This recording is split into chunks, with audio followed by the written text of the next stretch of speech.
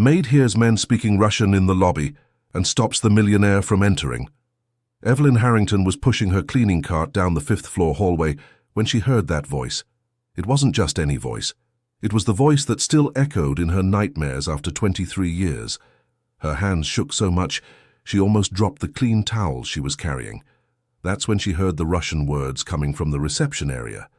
The deep, drawn-out accent she would never forget. Evelyn left the cart right there and walked to the stairway, descending the steps with her heart racing. Each step was a painful memory of when she was 42 years old, and her daughter Deborah came home crying, pregnant and abandoned. As she approached the reception, she saw the man from behind.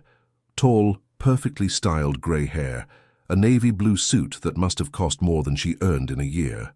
He was speaking on the phone in Russian, while the receptionist prepared the keycard for the presidential suite. Evelyn felt her blood boil. It was him. She was absolutely certain. Even after more than 2 decades, she would recognize that voice anywhere. The man who destroyed her daughter's life, the man who left them in poverty, the man who never had the decency to show up after Deborah found out she was expecting his child. Without thinking, without weighing the consequences, Evelyn crossed the lobby. Her comfortable maid's shoes made a muffled sound against the gleaming marble. The man was already heading to the elevators when she started running. She got into the same elevator as him, pretending she needed to clean a room on the 8th floor. He didn't even look at her, too busy with another phone call in Russian. In the 8th floor hallway, Evelyn followed him at a distance. She watched which door he would open. Suite 802, the presidential suite. Of course it would be the most expensive one. When he was about to insert the electronic keycard into the lock, something inside her exploded. All the nights she spent comforting Deborah, all the medical bills they were still paying, all the tears of her granddaughter Courtney growing up without a father. Evelyn ran down the hallway, and before he could open the door, she positioned her body in front of it. She spread her arms, completely blocking the entrance to the suite. The man looked at her for the first time. His icy blue eyes showed complete confusion and irritation. "Excuse me," he said in English, thick with an accent. "You're in the way." "I know I am," Evelyn replied, her voice trembling but firm. "And I'm not moving." He blinked several times as if he couldn't believe what he was seeing. "I'm sorry, but I need to get into my room. If there's a cleaning issue, you can take care of it later." "There's no cleaning issue." Evelyn kept her arms open. "The issue is you." The man took a step back, clearly disconcerted. "Pardon? I don't understand. I've never seen you in my life." "But I've seen you." She felt tears burning her eyes. "I saw you 23 years ago when you had an affair with my daughter and disappeared when she said she was pregnant." The color drained from his face. For a brief moment, something passed through his eyes. Recognition, fear, guilt. "You must be mistaken." He tried to go around Evelyn, but she moved to block him again. "I've never been in this city before 3 years ago." "Liar!"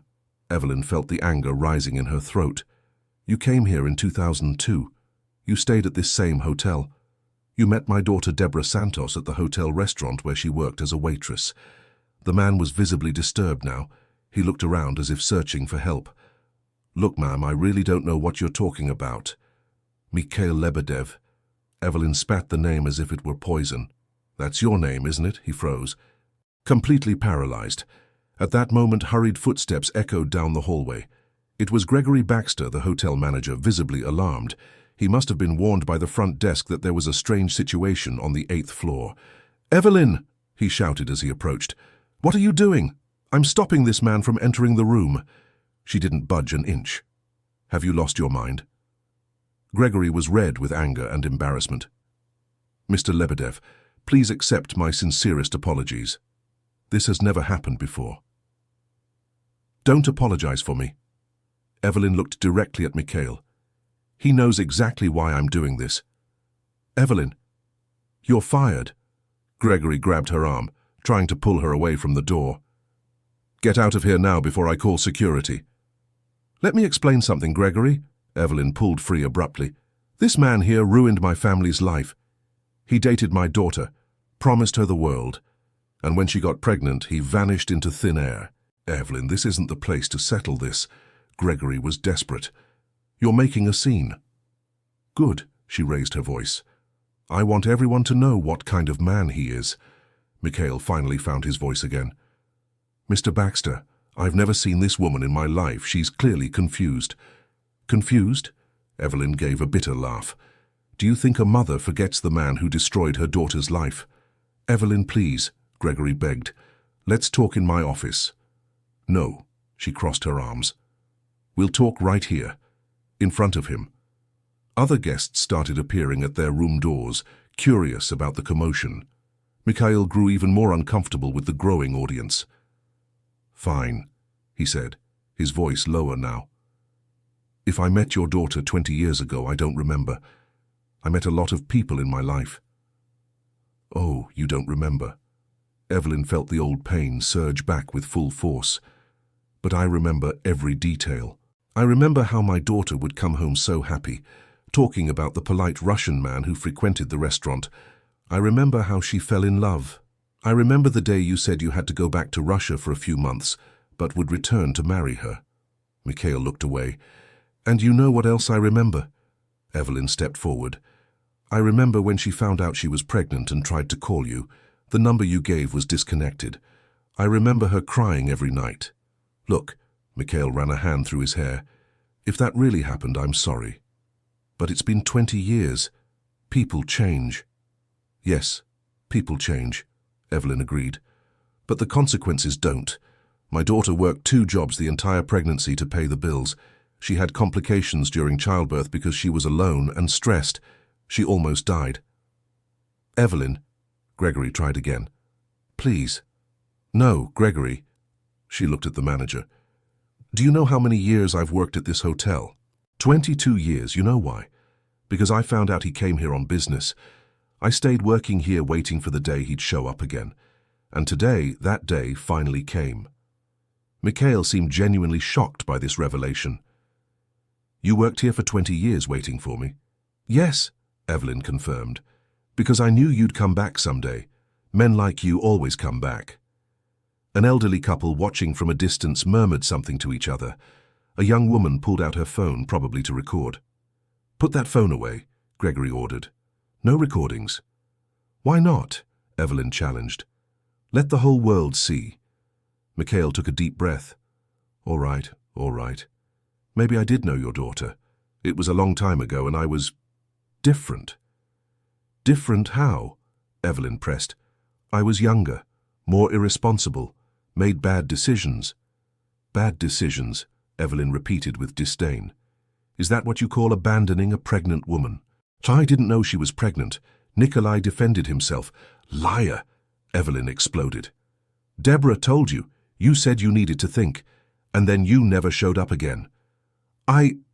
Mikhail hesitated. The circumstances were complicated. Complicated, Evelyn shook her head.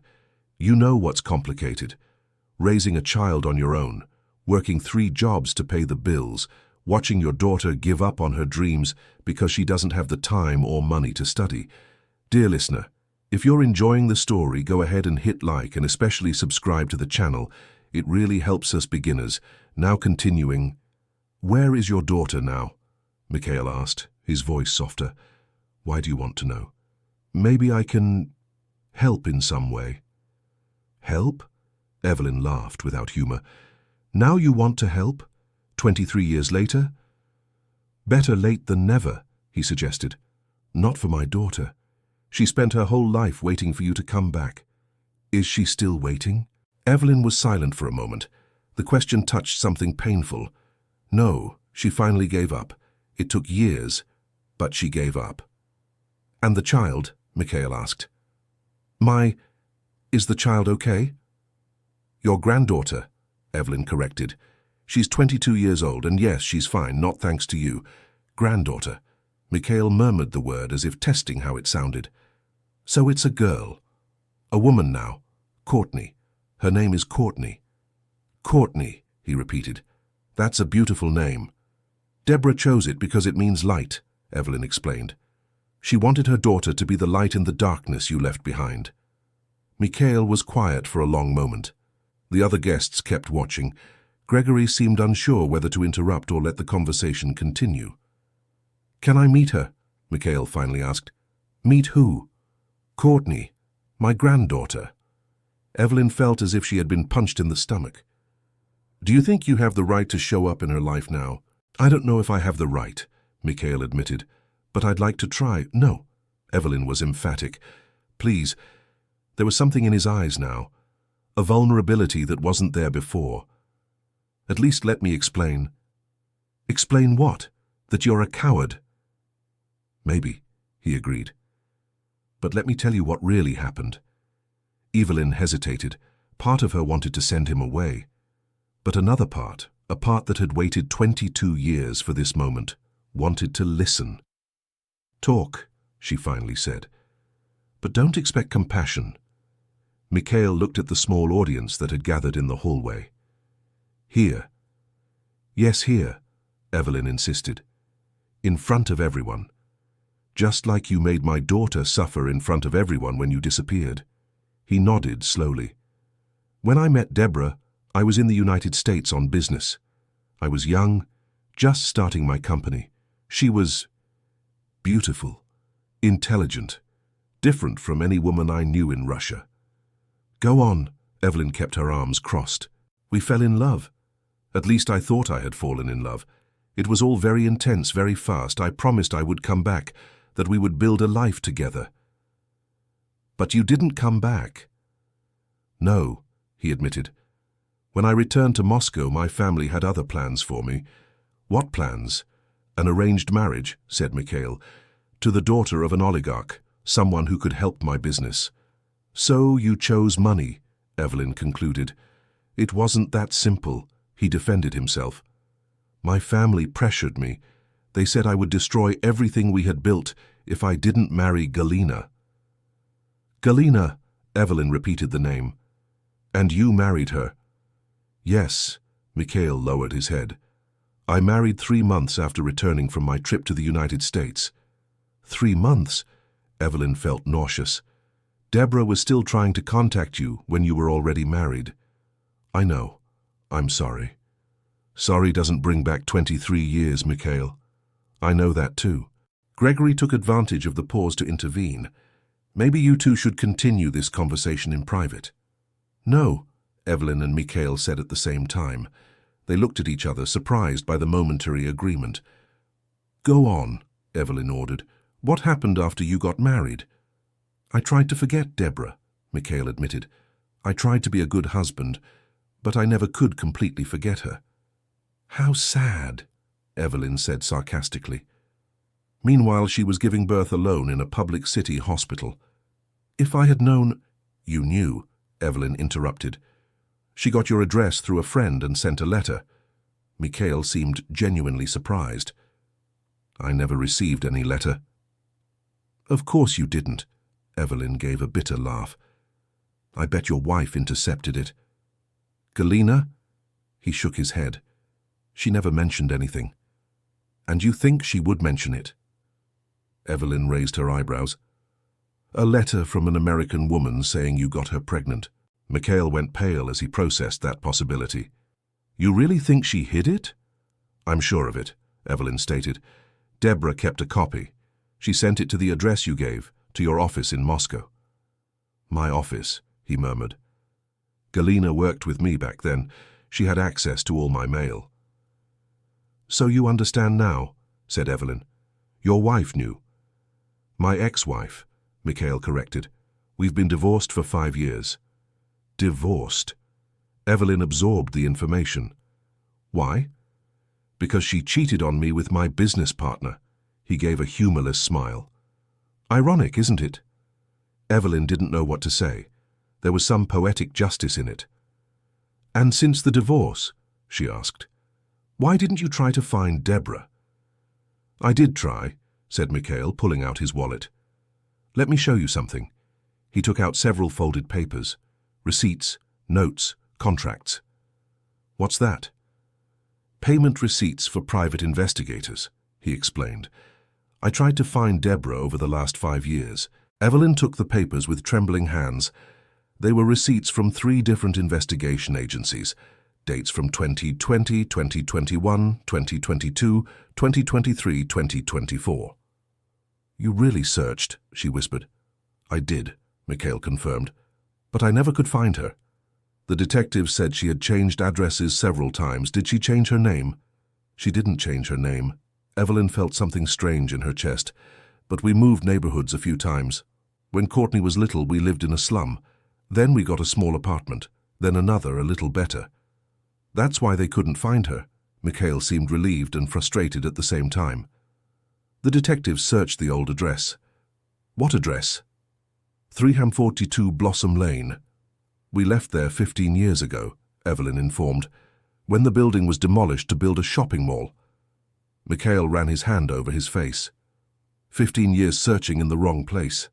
And where is Deborah now? He asked after a moment. Evelyn hesitated. Part of her still wanted to protect her daughter, but looking at the papers in her hands, at the genuine expression on his face, something began to soften inside her. She moved to the countryside, Evelyn said finally. 7 years ago. After Courtney started college here in the city, Deborah decided to find peace far from everything. Is she okay? Physically, yes. Emotionally, Evelyn sighed. She never married, never wanted to. She said she would never trust another man again. Because of me, Mikhail seemed to carry the weight of that revelation. Yes, because of you. And Courtney, is she here in the city? Before Evelyn could answer, a female voice echoed down the hallway. Grandma, what's going on here? Evelyn turned and her heart nearly stopped. Courtney was there, still in her waitress uniform from the hotel restaurant. Her curly hair was tied back in a ponytail, her brown eyes wide with confusion. Courtney, Evelyn whispered. Shouldn't you be at work? I just finished my shift. Courtney stepped closer. The doorman said there was some commotion on the 8th floor involving you. I came to see if everything was all right. It was at that moment Mikhail looked at Courtney. Really looked. And Evelyn saw the exact instant he realized. Courtney's eyes had the same shape as his. The nose, the jawline, even the way she tilted her head when confused. It was undeniable. My God, Mikhail whispered. She's your granddaughter, Evelyn confirmed. Courtney, this is Mikhail Lebedev. Courtney looked between her grandmother and the stranger, processing. The Russian who abandoned my mother? Mikhail flinched at the words but didn't deny them. Yes, he said simply. That's who I am. Courtney took a step back, as if shoved. Grandma, what is he doing here? He's a guest at the inn, Evelyn explained. He arrived today. Did you know he was coming? No, it was a coincidence. I don't believe in coincidences, Courtney said, her voice gaining strength, especially not when it comes to him. Mikhail watched Courtney with an intensity that made Evelyn uncomfortable. It was as if he were trying to memorize every detail of her face. You look like your mother, he said finally. Deborah had the same way of looking when she was angry. Don't talk about my mother like you knew her, Courtney shot back. You knew her for a few months 23 years ago. You don't know anything about her. You're right, Mikhail agreed. I don't know anything about her, but I'd like to. Now? Courtney let out a harsh laugh. After more than 2 decades? I know it's late. It's more than late. Courtney crossed her arms. It's too late. Courtney, Evelyn touched her granddaughter's arm. Maybe we should hear what he has to say. What? Courtney looked at her grandmother incredulously. You spent my whole life telling me how awful this man was, and now you want me to listen? I know what I said, Evelyn acknowledged, but he showed me something. Proof that he tried to find your mother over the last 5 years. And that's supposed to impress me, Courtney challenged. 5 years of searching after almost 20 years of abandonment. I'm not asking you to be impressed, Mikhail interjected. I'm only asking for a chance to explain. There's nothing to explain. Courtney began to turn away. Courtney, please, Mikhail took a step forward. Let me at least tell you why I disappeared. I already know why. She stopped and faced him. Because you chose an easy life over my mother. It wasn't an easy life, he said softly. Oh no. Courtney gestured at his expensive suit. The watch that probably cost a fortune. Looks pretty easy to me. Wealth isn't the same as happiness. And poverty isn't guaranteed happiness, Courtney retorted. But at least my mother had dignity. You can't say the same. You're right, Mikhail admitted. I have no dignity. I abandoned the woman I loved because of family pressure. I married someone I didn't love. I built an empire but lost my soul in the process. Courtney fell silent, clearly not expecting such raw honesty. My ex-wife cheated on me, Mikhail continued. My daughter from that marriage barely speaks to me. I'm alone in a world full of people who only care about my money. And the only real thing I've ever had in my life, I threw away 23 years ago. That doesn't change what you did, Courtney said, but her voice was less harsh. It doesn't, he agreed. But I'd like to try to make it right, if you'll let me. How? Courtney asked. How do you make up for 23 years? I don't know, Mikhail admitted. But I'm willing to try. I'm willing to do whatever it takes. Gregory, who had stayed quiet throughout the entire conversation, finally spoke. Maybe you all should continue this conversation in private. I have a meeting room available. Evelyn looked at Courtney, who looked at Mikhail. For a long moment, no one said anything. Fine, Courtney finally agreed, but only because my grandmother seems to want this. And if at any point I decide to leave, I'm leaving. No questions asked. Fair enough, Mikhail accepted. They followed Gregory to a small meeting room on the 6th floor. It was an intimate space, with a dark wood table and a few comfortable chairs. Gregory brought water and coffee before discreetly leaving. Evelyn, Courtney, and Mikhail sat in an uncomfortable triangle. No one knew how to start. Let me ask you something. Courtney finally broke the silence. Do you have any other children besides that Russian daughter of yours? No, Mikhail replied. Only Alyona, and now you, if you'll allow me to think of you that way. I'm not your daughter, Courtney corrected. I'm your granddaughter, and I haven't decided yet if I want you to be part of my life. I understand. And another thing, Courtney continued. You said you looked for my mother. Why didn't you look for me directly? My full name is Courtney Harrington. It wouldn't have been hard to find me. Mikhail seemed surprised by the question. I didn't think of that. The detectives were focused on finding Deborah. Because you didn't care about me, Courtney concluded. You wanted to find my mother. I was just a detail. That's not true. No? Courtney leaned forward. Then tell me, in all those years, how many times did you think of me? Of the possibility that I existed? Mikhail was silent. The truth was written on his face. That's what I thought. Courtney leaned back in her chair. Courtney, be fair, Evelyn interjected. He didn't know for sure that you existed. The letter Mom sent clearly said she was pregnant, Courtney argued. If he had really cared, he would have found a way to find out. The letter was intercepted, Evelyn reminded her, and even if it hadn't been... Courtney looked at Mikhail. Would you have come? Really? Mikhail took a deep breath. I want to say yes. I want to believe I would have done the right thing. But honestly, back then, with the pressure from my family, with the marriage already arranged, I don't know. Courtney nodded slowly, appreciating the honesty, even if it hurt. At least you're being honest now. I'm trying to be, said Mikhail, because lies have already caused enough damage.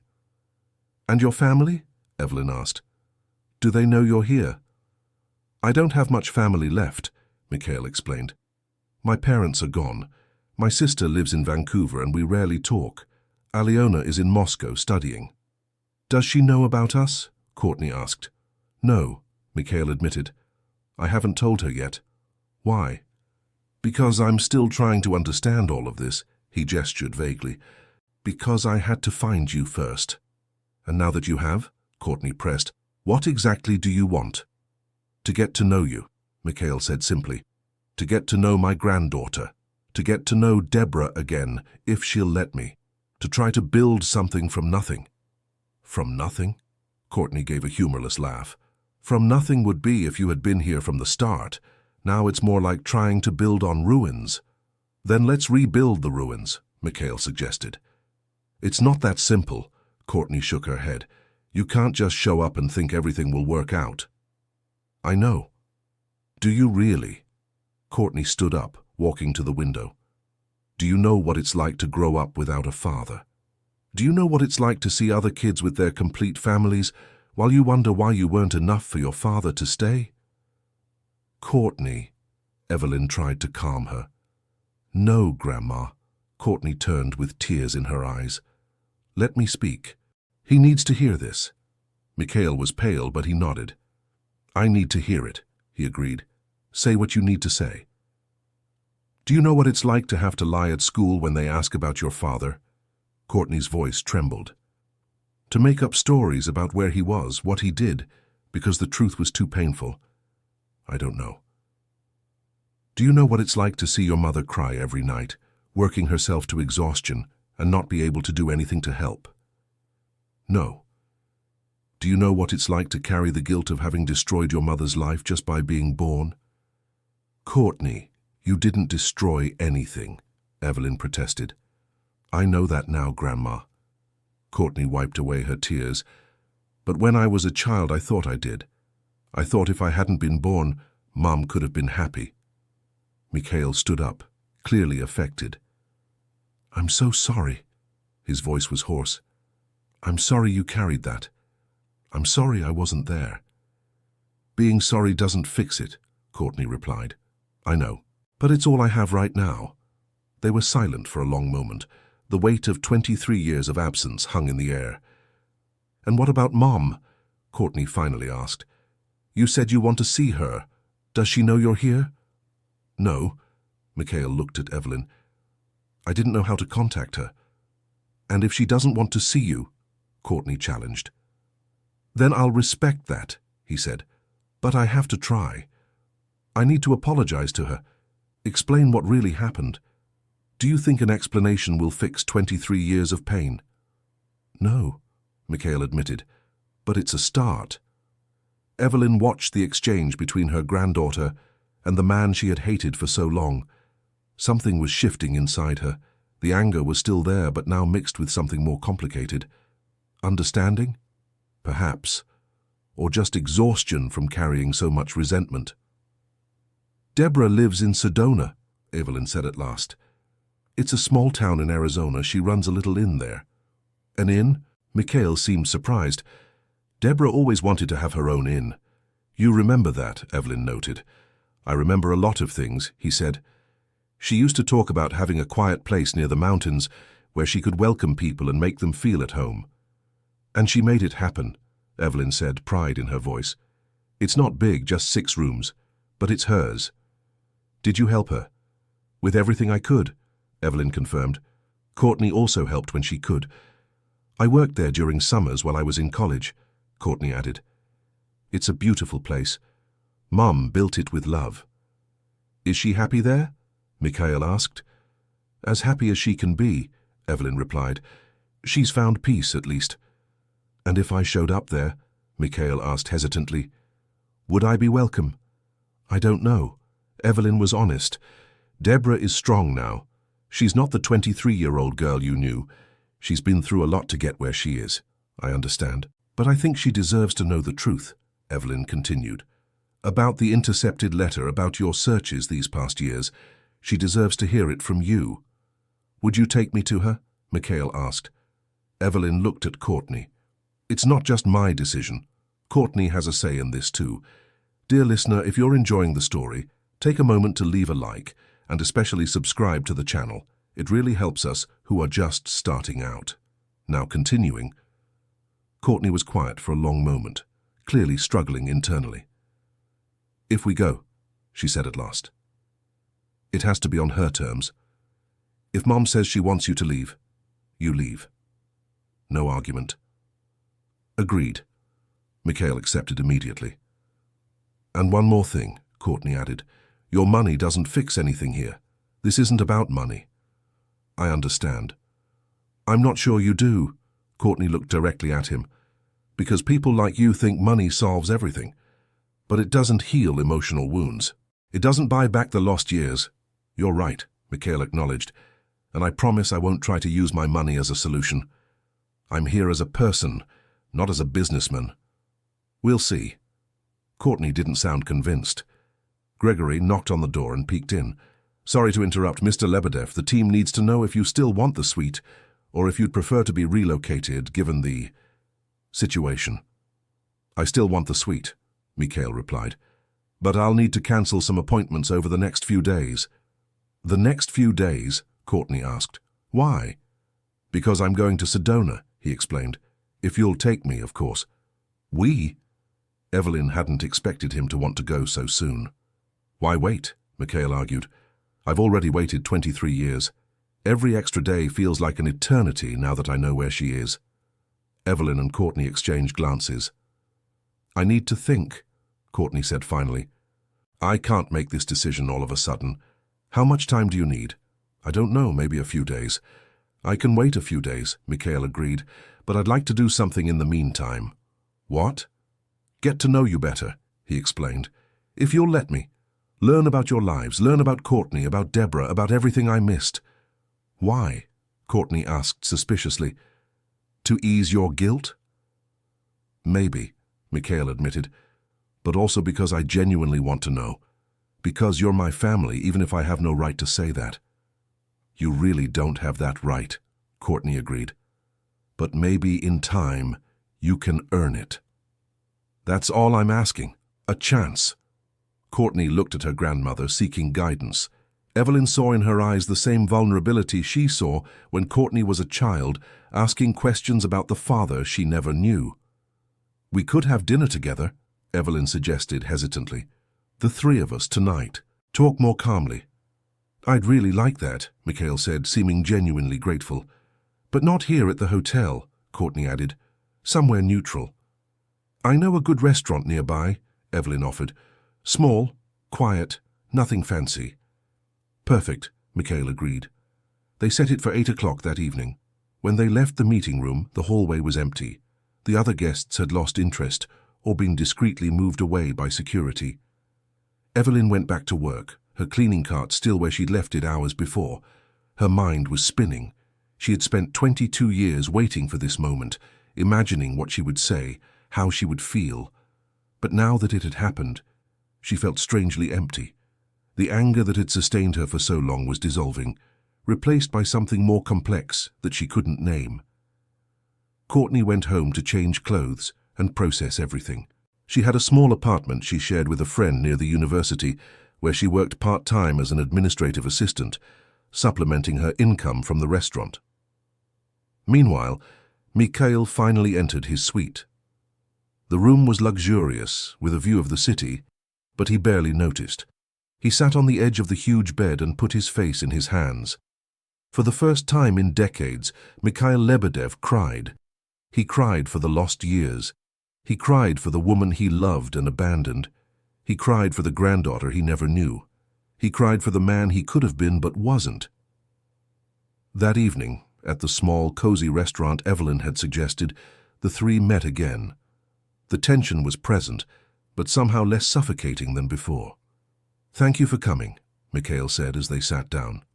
"Don't thank me yet," Courtney replied. "I can still change my mind about all this." "Fair enough." The waitress brought the menu, and they ordered in silence. When she left, the uncomfortable silence returned. "So," Evelyn began, "you said you want to know about our lives. What do you want to know?" "Everything," Mikhail answered. "Start from the beginning. After I left." Evelyn took a deep breath. "Deborah discovered she was pregnant 6 weeks after you left. She was working 2 jobs at the time, trying to save money for college. When she told me, I saw her world fall apart." "Did she want to have the baby?" Mikhail asked softly. "Yes," Evelyn confirmed. "There was never any doubt about that. Deborah is like that, responsible, determined. And you? How did you feel?" "Angry," Evelyn admitted. "Very angry. At you, mostly. But also worried. Deborah was so young. She had so many dreams." "Did she give up on college?" Mikhail asked. "She postponed it," Courtney replied. "She took some online courses when I was little, but she never managed to complete a full degree." "That saddens me." "It should." Courtney didn't soften. But Mom never complained. She said I was more important than any diploma. Did she have a smooth pregnancy? Mikhail wanted to know. No, Evelyn shook her head. She had complications. High blood pressure, swelling, everything. But she kept working because she needed the money. And the delivery? It was hard. Evelyn felt the tears returning. Deborah almost didn't make it. She had hemorrhaging. Her blood pressure spiked. The doctors said it was a miracle she and Courtney were alive. Mikhail turned pale. I didn't know. How could you? Courtney asked. You were far away, living your life. Courtney, Evelyn warned softly. What? It's true, Grandma. Mikhail didn't argue. He just nodded. You have every right to be angry. The food arrived, giving them a much-needed break. They ate in silence for a few minutes. What was it like growing up? Mikhail finally asked, looking at Courtney. Were you a happy child? Courtney thought before answering. Happy. Sometimes, other times confused.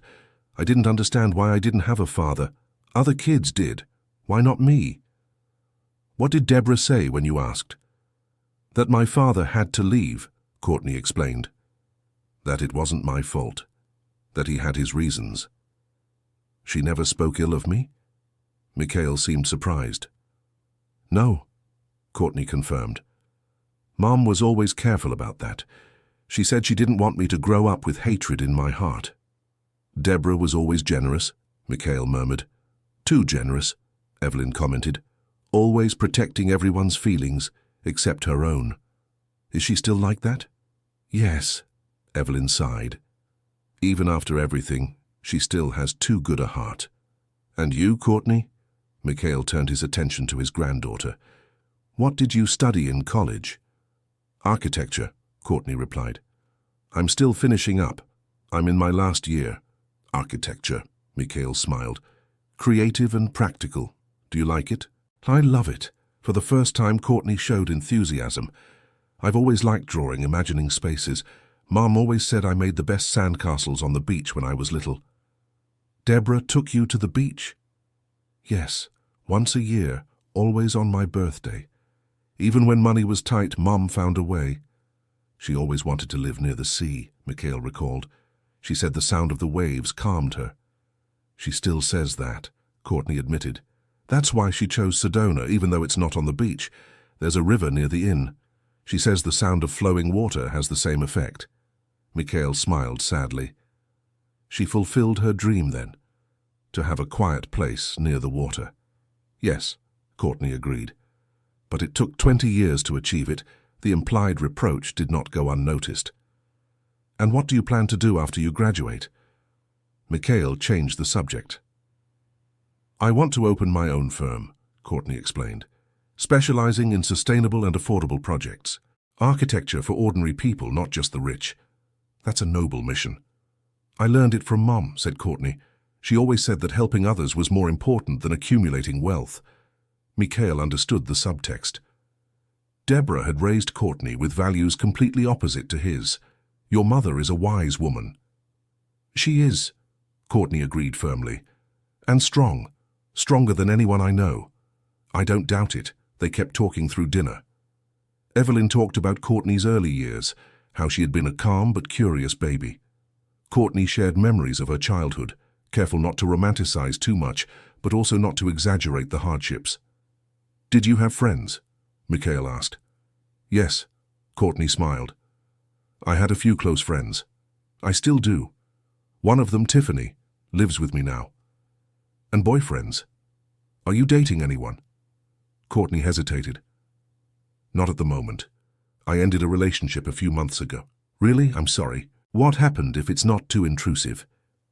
He wanted something I couldn't give, Courtney answered vaguely. What? Complete trust, she admitted. I have trouble with that, with trusting someone completely. Evelyn placed her hand over Courtney's in support. That's because of me, Mikhail concluded. In part, Courtney didn't deny it. But it's also my own baggage. I can't put it all on you. I appreciate that, but I still feel responsible. Well, Courtney shrugged. It's complicated. When dinner ended, they stood in front of the hotel restaurant, unsure how to say goodbye.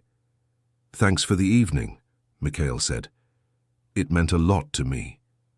"To us too," Evelyn admitted. "It was eye-opening. Can I see you both again tomorrow?" "I work tomorrow," Evelyn reminded him. "Me too," Courtney added. "After work, then," Mikhail suggested. Courtney and Evelyn exchanged glances. "All right," Courtney agreed, "but I want you to tell me more about your life, too. This can't be one-sided." "Fair," Mikhail agreed. "What do you want to know?" "Everything," Courtney echoed his earlier words. "If you want to be part of our lives, we need to know you too." "I'll tell you everything," Mikhail promised. They said goodbye and each went to their own home. Evelyn lay in bed that night, her mind spinning. There was something surreal about the day. In the morning, she was just a maid with old hurt. Now she was a woman facing the possibility of forgiveness. Courtney also couldn't sleep. She lay in the dark, thinking about the man she had met today. He seemed genuine. He seemed remorseful. But was it enough? Could you really rebuild something that never existed? And Mikhail, in his luxurious presidential suite, stared at the ceiling. He thought about Deborah, what she would be like now. Would she still have the same warm eyes, the same gentle smile, or had the years of hardship hardened her heart against him? The next day came slowly. Evelyn went through her tasks at the hotel on autopilot, her mind elsewhere. When she was cleaning Suite 802, she found Mikhail working on his laptop. "Good morning," he greeted. "Come in. I'll work in the living room." "Thank you." Evelyn began making the bed. "Evelyn," he called, "can I ask you something?" "Go ahead." "Did Deborah ever forgive me?" Evelyn stopped what she was doing. "I don't know. She says she did. But sometimes I see pain in her eyes when someone mentions relationships, family. So maybe forgiving and moving on are different things." "I see." Mikhail nodded slowly. "And you? Can you ever forgive me?" Evelyn considered the question seriously. "I'm trying. But it's hard to let go of 23 years of anger." "I imagine." "You seem different from what I imagined," Evelyn admitted. "When I thought about you all these years, I pictured someone cruel, someone heartless. And now I see someone broken," she said honestly. "Someone who made mistakes and is paying for them." "I am paying," Mikhail agreed, "but the highest price was paid by you." "It was—" Evelyn didn't soften it. "But maybe now we can begin to heal. I hope so." Evelyn finished cleaning and left. The rest of the day passed slowly. When her shift ended, she changed clothes and met Courtney at the entrance. "Ready?" Courtney asked. "As ready as I can be." Mikhail was already waiting in the lobby. He had swapped his suit for something more casual, jeans and a button-down shirt. It was still clearly expensive clothing, but less intimidating. "Where are we going?" he asked. "For a walk," Courtney replied. "We want to show you some places." They walked through the city while Courtney and Evelyn pointed out significant spots: the small apartment where Courtney was born, the elementary school she attended, the park where Deborah used to take her on weekends. "She always pushed me on the swing," Courtney recalled with a smile. "She said if I swung high enough I could touch the sky." "Deborah was always poetic," Mikhail commented. "She used to write," Evelyn said. "Poems, short stories. She never published anything, but she had notebooks full of writing." "Does she still write?" "Yes," Courtney confirmed. "She has a blog now. About the inn, about life in the countryside. It's popular among people looking for peace." "What's the blog called?" Mikhail asked. "The Soul Sanctuary," Courtney replied. "Cheesy, I know, but it fits her." "It's not cheesy," Mikhail defended. "It's hopeful." They kept walking until they reached a small cemetery. "Why are we here?" Mikhail asked, confused. "There's someone we want you to meet," Evelyn explained. They walked among the graves until they stopped in front of a simple one. The name on the headstone read, "Raymond Harrington, 1945-2018.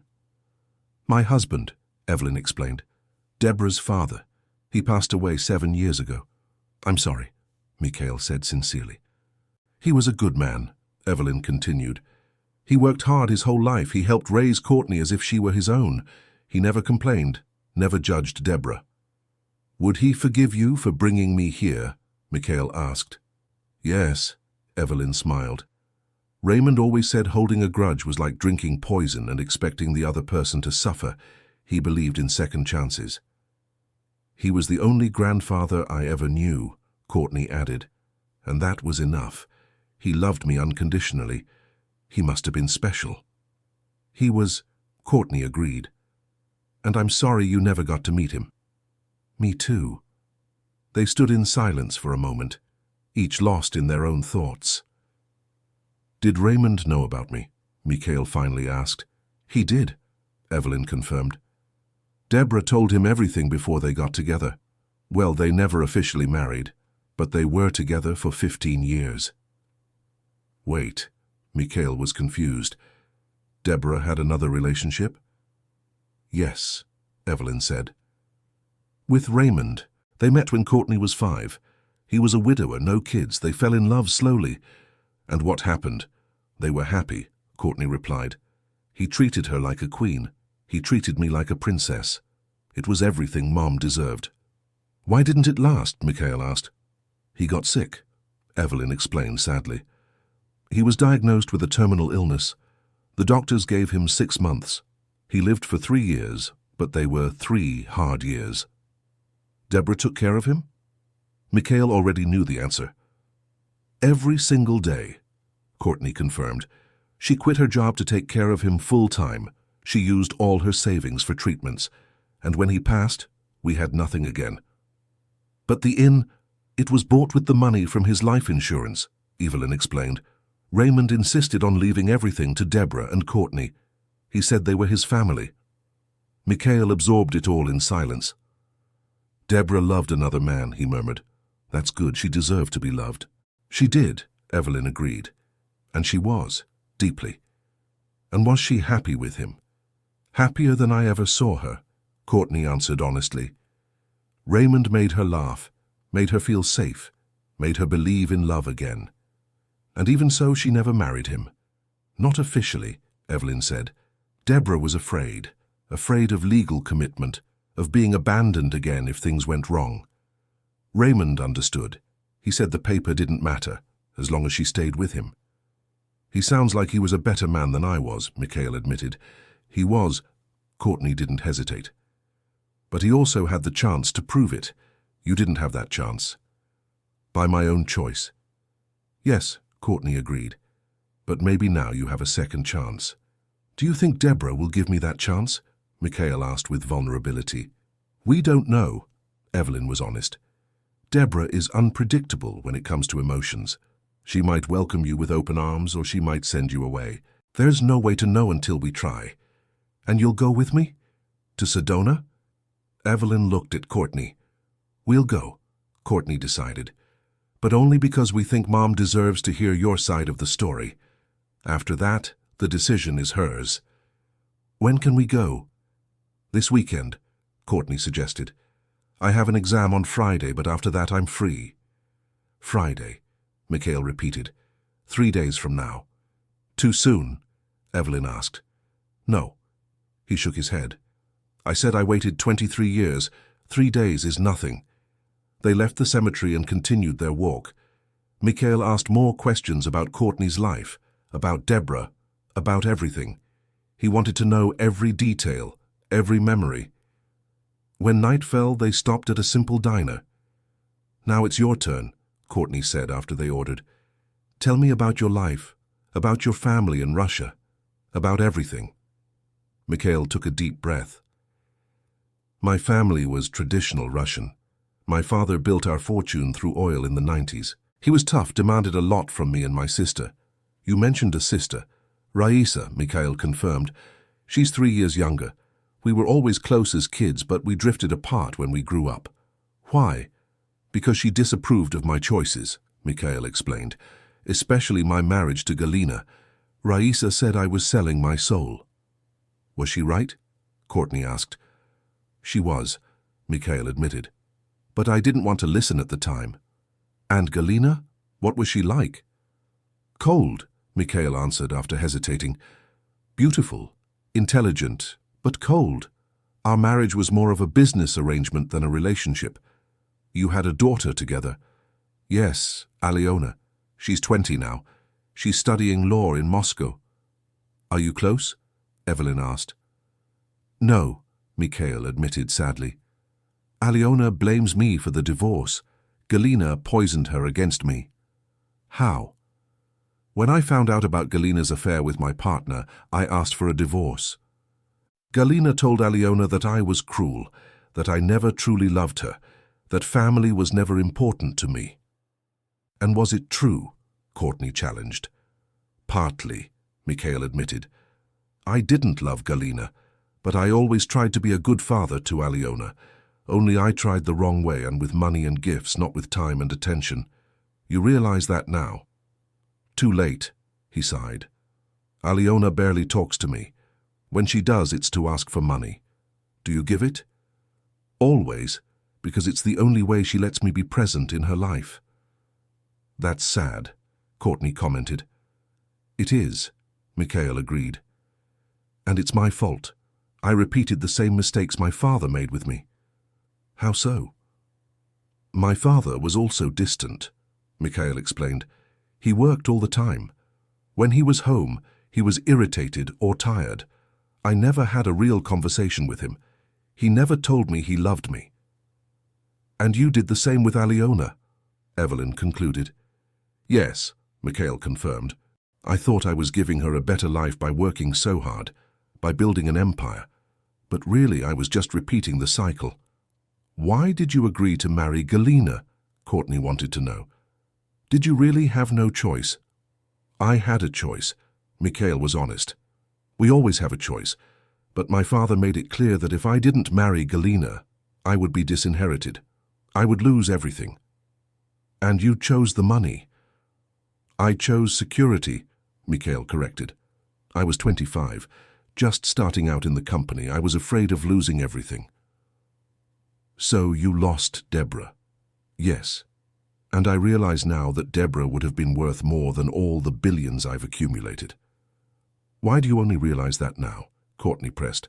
Why didn't you see it before? Because I was blind, Mikhail replied. Blinded by ambition, by pride, by fear. Only when I lost everything, my marriage, my relationship with my daughter, the trust of my partner, did I finally see what really mattered. And what really matters? Evelyn asked. Real connections, said Mikhail. True love. A real family, not just on paper. Those are the things that can't be bought. You learned that too late, Courtney observed. I did, Mikhail agreed. But I hope it's not too late to do something about it. They kept talking late into the night. Mikhail told them about his life in Russia, about the weight of impossible expectations, about the loneliness of having everything but nothing at the same time. You're making me feel sorry for you, Courtney said at one point, and I'm not sure I want to feel that. I'm not asking for pity, Mikhail clarified. I'm just trying to explain. Not to justify, but so you can understand. Understanding isn't the same as forgiving, Evelyn reminded him. I know, and I'm not asking for forgiveness either, at least not yet. I'm just asking you to get to know me, the real man, not the monster you've imagined all these years. And who is the real man? Courtney wanted to know. Mikhail thought carefully before answering. Someone who made terrible mistakes, someone who hurt the people he loved, but also someone who wants to do better, someone who is trying to learn, even if it's late. It's a start, Courtney admitted. Dear listener, if you're enjoying the story, feel free to leave a like and especially subscribe to the channel. It really helps us who are just starting out. Now, continuing. The 3 days until the trip passed at a strange pace. Evelyn kept working at the inn, but now there was a different dynamic when she ran into Mikhail in the hallways. They talked briefly, always respectful, always cautious. Courtney spent her days studying for her exam and thinking about the upcoming trip. She was nervous about how her mother would react. Deborah didn't know they were coming. Courtney had decided it was better this way, a surprise so her mother wouldn't have time to build up defenses. Mikhail spent his days cancelling meetings and reorganizing his business. His assistant in Moscow was confused by the sudden change of plans, but didn't question it. Mikhail also spent hours researching Sedona, looking at photos of the town, trying to imagine Deborah there. On Thursday night, the eve of the trip, the three met again for one last dinner before the journey. "Are you ready for tomorrow?" Mikhail asked. "As ready as we can be," Evelyn replied. "And Deborah? She doesn't suspect anything?" "No," Courtney said. "I talked to her this morning. I told her that Grandma and I are coming to visit this weekend. She was happy. She didn't ask why so suddenly. Mom never questions it when we want to visit," Courtney explained. "She's always excited to see us. And when she sees me, we'll find out," Courtney shrugged. "You're nervous," Evelyn observed. "Very," Mikhail admitted. "More nervous than I was before any major negotiation." "Because this isn't a negotiation," Courtney pointed out. "You can't use any persuasion tricks here. It's just you and your actions doing the talking. I know, that's what scares me." "It should be scary," Courtney agreed. "It means you care." On Friday morning, they met early. They had decided to go in Mikhail's car, a luxurious rented sedan. The drive would take about 4 hours. The first few hours passed in relative silence. Evelyn was in the back seat, watching the landscape change from urban to rural. Courtney was in the front, occasionally giving directions. Mikhail drove carefully, clearly out of his comfort zone on American roads. "Has Deborah come to the city since she moved?" Mikhail asked eventually. "Yes," Courtney replied. "She comes a few times a year. She stays at my place and we spend time together." "How is she, physically, I mean?" "She's fine," Courtney said. "A little more tired, maybe. The hardships of the years have left their marks, but she's strong." "And emotionally?" "More balanced," Evelyn interjected. "Life in the countryside has been good for her. She found peace there." "Peace," Mikhail repeated the word. "That's good. She deserves peace." "She does," Courtney agreed. "That's why I'm afraid that your arrival will disturb it." "I understand that fear," Mikhail said. "And if you change your minds, we can still turn back. I don't need to meet her if you think it will do more harm than good." Evelyn and Courtney exchanged glances in the rearview mirror. "No," Courtney decided. "Mum deserves the truth. She deserves to know that you looked for her. She deserves the chance to decide for herself whether she wants to forgive you or not." "Thank you," Mikhail said sincerely, "for giving me this chance." "Don't thank us yet," Evelyn warned. "Deborah might kick you out the moment she sees you." "I know, and if she does, I'll leave. No arguments." They stopped for lunch in a small town along the way. The restaurant was simple, with home-style cooking. Mikhail was clearly out of place, but tried to blend in. "The food is good," he commented. "It's authentic," Courtney said. "It's not fancy restaurant food, it's real food. I prefer it that way." After lunch, they continued. The conversation flowed more easily now. Courtney told stories about visits to her mother's inn, about the interesting guests who passed through. "Mom has a special gift for making people feel at home," Courtney explained. "She listens to their stories, offers advice when asked, just provides a safe space." "Deborah was always good at making people feel special," Mikhail recalled. "When I met her, she had this way of looking at you as if you were the only person in the world." "She still has that," Courtney confirmed. "It's one of her gifts." When they finally arrived in Sedona, it was already past 3 in the afternoon. It was a small, picturesque town surrounded by green mountains. "It's beautiful here," Mikhail commented. "It is," Evelyn agreed proudly. Deborah chose well. They drove through the quiet streets until they reached a dirt road that led to the inn. The place was exactly as Mikhail had imagined, cozy, surrounded by trees, with the sound of running water from a nearby creek. The inn itself was a large, rustic house, painted white with wooden trim. Flowers were everywhere, and there was a wide porch with rocking chairs. "It's perfect," Mikhail whispered. "It's her dream come true," Courtney said, emotion in her voice. They parked and got out of the car. No one was in sight at first. "Where is she?" Mikhail asked nervously. "Probably in the back," Courtney pointed. "She has a garden there that she tends obsessively." They walked toward the back of the property, and there she was. Deborah Harrington, now 45 years old, kneeling in the garden with her hands in the soil. Her hair, once black, now had grey streaks she didn't try to hide. Her skin was tanned from time in the sun. She wore simple clothes, jeans and a t-shirt. "Mom!" Courtney called. Deborah turned, and her face lit up at the sight of her daughter and mother. "Courtney, Mom, you're early." She stood up, wiping her hands on her pants, and started walking toward them. That's when she saw the third man. Deborah stopped abruptly. Her expression shifted from happy to confused, then to shocked. "Deborah," Mikhail said softly. She stood completely still. Her hand went to her chest as if shielding herself from a blow. "No," she whispered. "It can't be." "Mom," Courtney began. "What is he doing here?" Deborah asked without taking her eyes off Mikhail. "Why did you bring him here?" "We need to talk," Evelyn said gently. "No, we have nothing to talk about. Not after all these years." "Deborah, please." Mikhail took a step forward. "Don't come near me." She backed away. "Don't you dare." "Mom, hear what he has to say," Courtney pleaded. "I don't want to hear it." Deborah shook her head vigorously. "I don't care what he has to say. It's too late." "Deborah," Mikhail tried again. "I know I don't deserve even a minute of your time, but I'm begging you, let me explain what really happened." "I know what happened." Tears began to stream down Deborah's face. "You used me and threw me away. You ruined my life."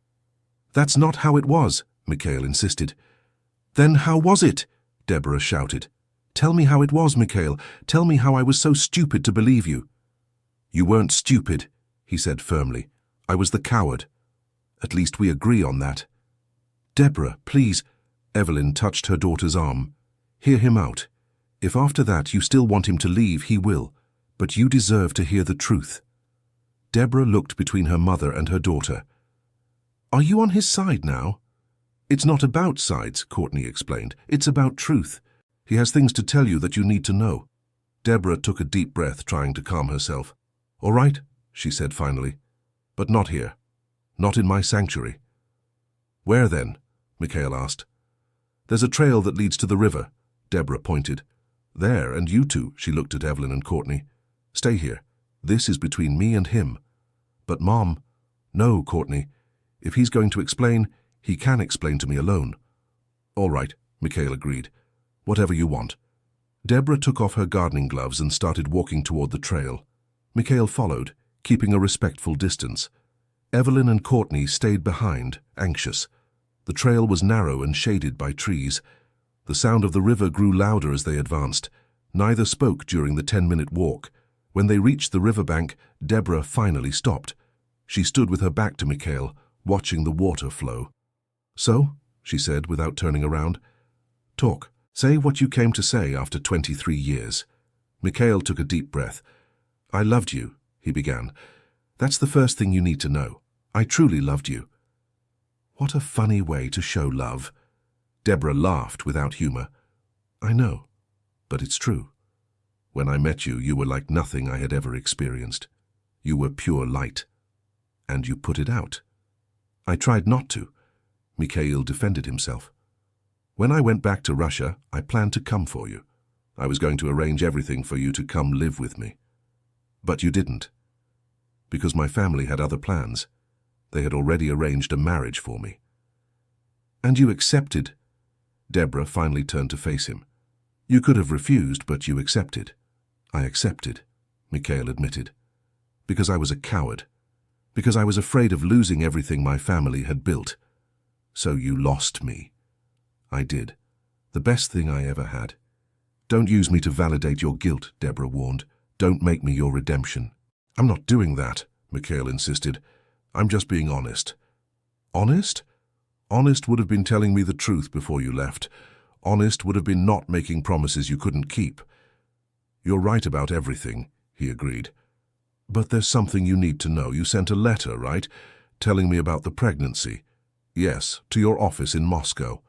"I never received that letter," Mikhail revealed. Deborah froze. "What do you mean you didn't receive it?" "My wife," he corrected. "My ex-wife intercepted it. She worked with me back then. She had access to all my correspondence." "You're lying." "I'm not..." Mikhail pulled out a few papers from his pocket. These are receipts from private detectives I hired over the last 5 years trying to find you. Deborah took the papers with trembling hands. She read every receipt, every report. Her tears fell onto the paper. You looked for me. I did, Mikhail confirmed. Ever since I got divorced, I tried to find you. But you had moved several times. The detectives could never track you down. Why now? Deborah asked. Why did you only start looking after the divorce? Because I was a coward, Mikhail repeated. Because I was afraid of my wife's reaction. Because I was trapped in a loveless marriage, trying to make the best of that horrible situation. And now? Why do you want to find me now? Because I realized I wasted my entire life, he said passionately. Because I built an empire, but I'm empty inside. Because the only real thing I ever had was you, and I threw it away. You think you can just come back? Deborah shook her head. After everything, you think you can show up and I'll embrace you? No. Mikhail was firm. I don't think that. I know what I did is unforgivable. I know I don't deserve your forgiveness. But I needed you to know the truth. I needed you to know that I tried, that I never forgot you. You never forgot me. Deborah let out a harsh laugh. But you married someone else, had a daughter with someone else, lived a whole life with someone else. It was an empty life. I don't care if it was empty or not. Deborah was angry now. You made your choice. I made mine. I moved on. With Raymond, Mikhail said softly. Deborah was surprised. You know about Raymond? Evelyn told me. He seems to have been a wonderful man. He was, Deborah confirmed, her voice softening. The best man I ever met. And you loved him? Yes, she said without hesitation. I loved him deeply. He taught me it was possible to love again. I'm glad for that, Mikhail said sincerely. You deserved to be loved right. And he loved me right, Deborah emphasized. He was there every day, in good times and bad. He chose me every day. Something I didn't do. No, Deborah agreed. You didn't. They were silent, listening only to the sound of the river. I have a daughter, Deborah finally said. Our daughter, Courtney. I know. I met her. She's incredible. Tears returned to Deborah's eyes. Strong, smart, kind, everything I hoped she would be. She's like you. No. She's better than me. She's not afraid to love. She didn't build walls like I did. You built walls to protect yourself, Mikhail observed. I forced you to do that. Yes, you forced me, Deborah agreed. But I chose to keep the walls up. Even with Raymond, there was always a part of me held back, always afraid of being abandoned again. I'm so sorry for that. Your apologies don't change the past, Mikhail. I know. But maybe they can change the future.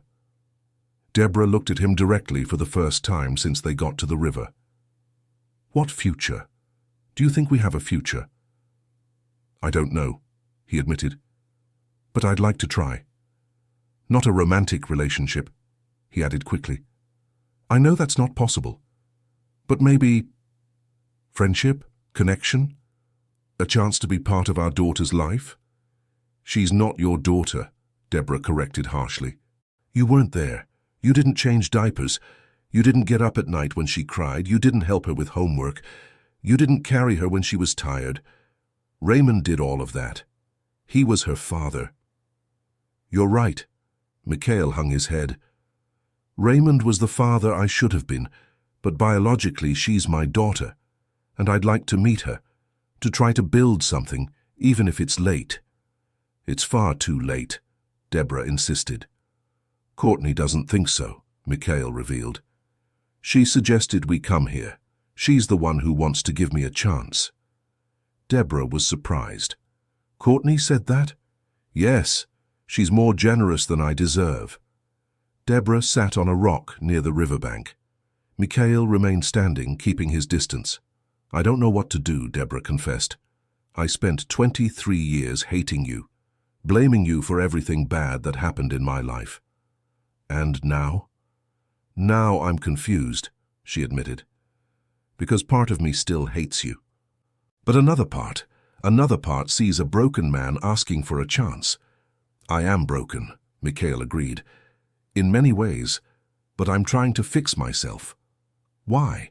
Why now? Because I'm old enough to realize that money means nothing. Because I'm alone in a world full of people. Because I want to die knowing I at least tried to fix the biggest mistake of my life. Deborah was quiet for a long time. If I give you a chance, she finally said, it has to be on my terms. Any terms you want. You can't just show up in Courtney's life and expect to be accepted as a father. You have to earn that. I understand. And you can't use your money to buy her affection. Courtney isn't like that. I know. And as for me, Deborah looked at him, don't expect me to forgive you quickly. Maybe I'll never fully forgive you. I don't expect that. But, she continued, I can try. I can try to let go of the anger. Not for you, but for me. Because I'm tired of carrying so much weight. That's more than I deserve, Mikhail said, his voice thick. It is, Deborah agreed. But Courtney deserves to know where she came from. She deserves the chance to form her own opinion about you. Thank you. They stood there on the riverbank for a few more minutes, each processing the weight of the conversation. Can we go back? Deborah finally stood up. My mother and my daughter must be worried. Of course. They walked back along the trail in silence. When they returned to the inn, they found Evelyn and Courtney on the porch, clearly anxious. Mom? Courtney stood up quickly. Are you okay? Yes, Deborah replied. Or at least it will be okay, eventually. So, you're not sending him away? Evelyn asked, surprised. No, Deborah sighed. I'm giving him a chance to meet his daughter, a chance to try to make amends. Courtney hugged her mother tightly. Thank you, Mom. Don't thank me yet, Deborah warned. This is going to be complicated and painful, but you deserve to meet him. That night, the four of them had dinner together at the inn. It was awkward and uncomfortable, but there was also something healing about it. Deborah prepared the food, insisting on doing everything herself. This is my home, she said. I want you to see how I live, what I've built. The food was simple but delicious. They ate on the porch with the sound of crickets and the river in the background. You've built something beautiful here, Mikhail commented. I have, Deborah agreed proudly. With my own hands. Every piece of this inn has my sweat in it. It must be satisfying. It is. More satisfying than anything money could buy. The message did not go unnoticed. After dinner, Evelyn and Courtney helped clean up while Deborah prepared the rooms. You can stay in the blue room, she said to Mikhail. It's at the end of the hall. Thank you. And tomorrow, Deborah continued, we can talk more. About Courtney, about everything. But today was enough for one day. I understand perfectly. Later that night, when everyone was in their rooms, Deborah stayed awake looking out the window. Her heart was in turmoil. Seeing Mikhail again brought back so many emotions she thought she had buried. Was there still love there? She didn't know. But there was something. Recognition, maybe. An old connection that had never been completely severed. Across the hall, Mikhail was also awake. Lying in the blue room, he thought about how strange life was. 23 years ago, he had been an ambitious young man who made the wrong choice. Now, he was a middle-aged man trying to fix the unfixable. The next morning arrived with fog over the mountains. Deborah woke up early, as she always did, and made coffee in the kitchen.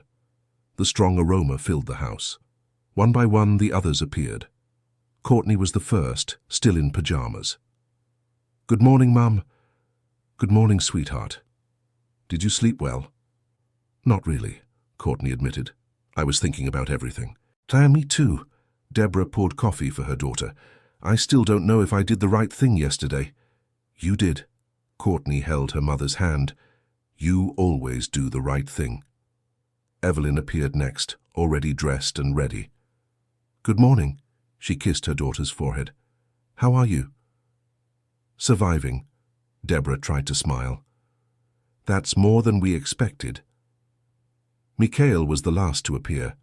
He had dressed carefully, choosing casual clothes that were still clearly expensive. He stood at the kitchen entrance, not knowing whether to come in. "Come in," Deborah said without looking. "Coffee's ready." "Thank you." They drank coffee in silence at first. It was Evelyn who usually broke the uncomfortable silences. "What are we going to do today?" she asked. "I thought about showing you the town," Deborah suggested. "It's small, but it has some interesting places." "I'd like that," Mikhail said. "I wasn't talking to you," Deborah cut him off. "I was talking to my mother and my daughter." Mikhail lowered his head, accepting the rejection. "Mom," Courtney gently warned. "He's trying." "I know," Deborah sighed. "I'm sorry. This is harder than I thought." "You don't have to apologize," Mikhail said. "You have every right to be angry." "Yes, I do," Deborah agreed. "But Courtney is right. You're trying. So I'll try too." After coffee, they went out to explore Sedona. The town was small and quiet, with clean streets and friendly people. Deborah was clearly well known there. Several people greeted her as they passed. "You're popular here," Mikhail observed. "People are kind," Deborah explained. "When I arrived, I didn't know anyone, but they welcomed me. They helped me when I needed it." "How did you end up in this particular town?"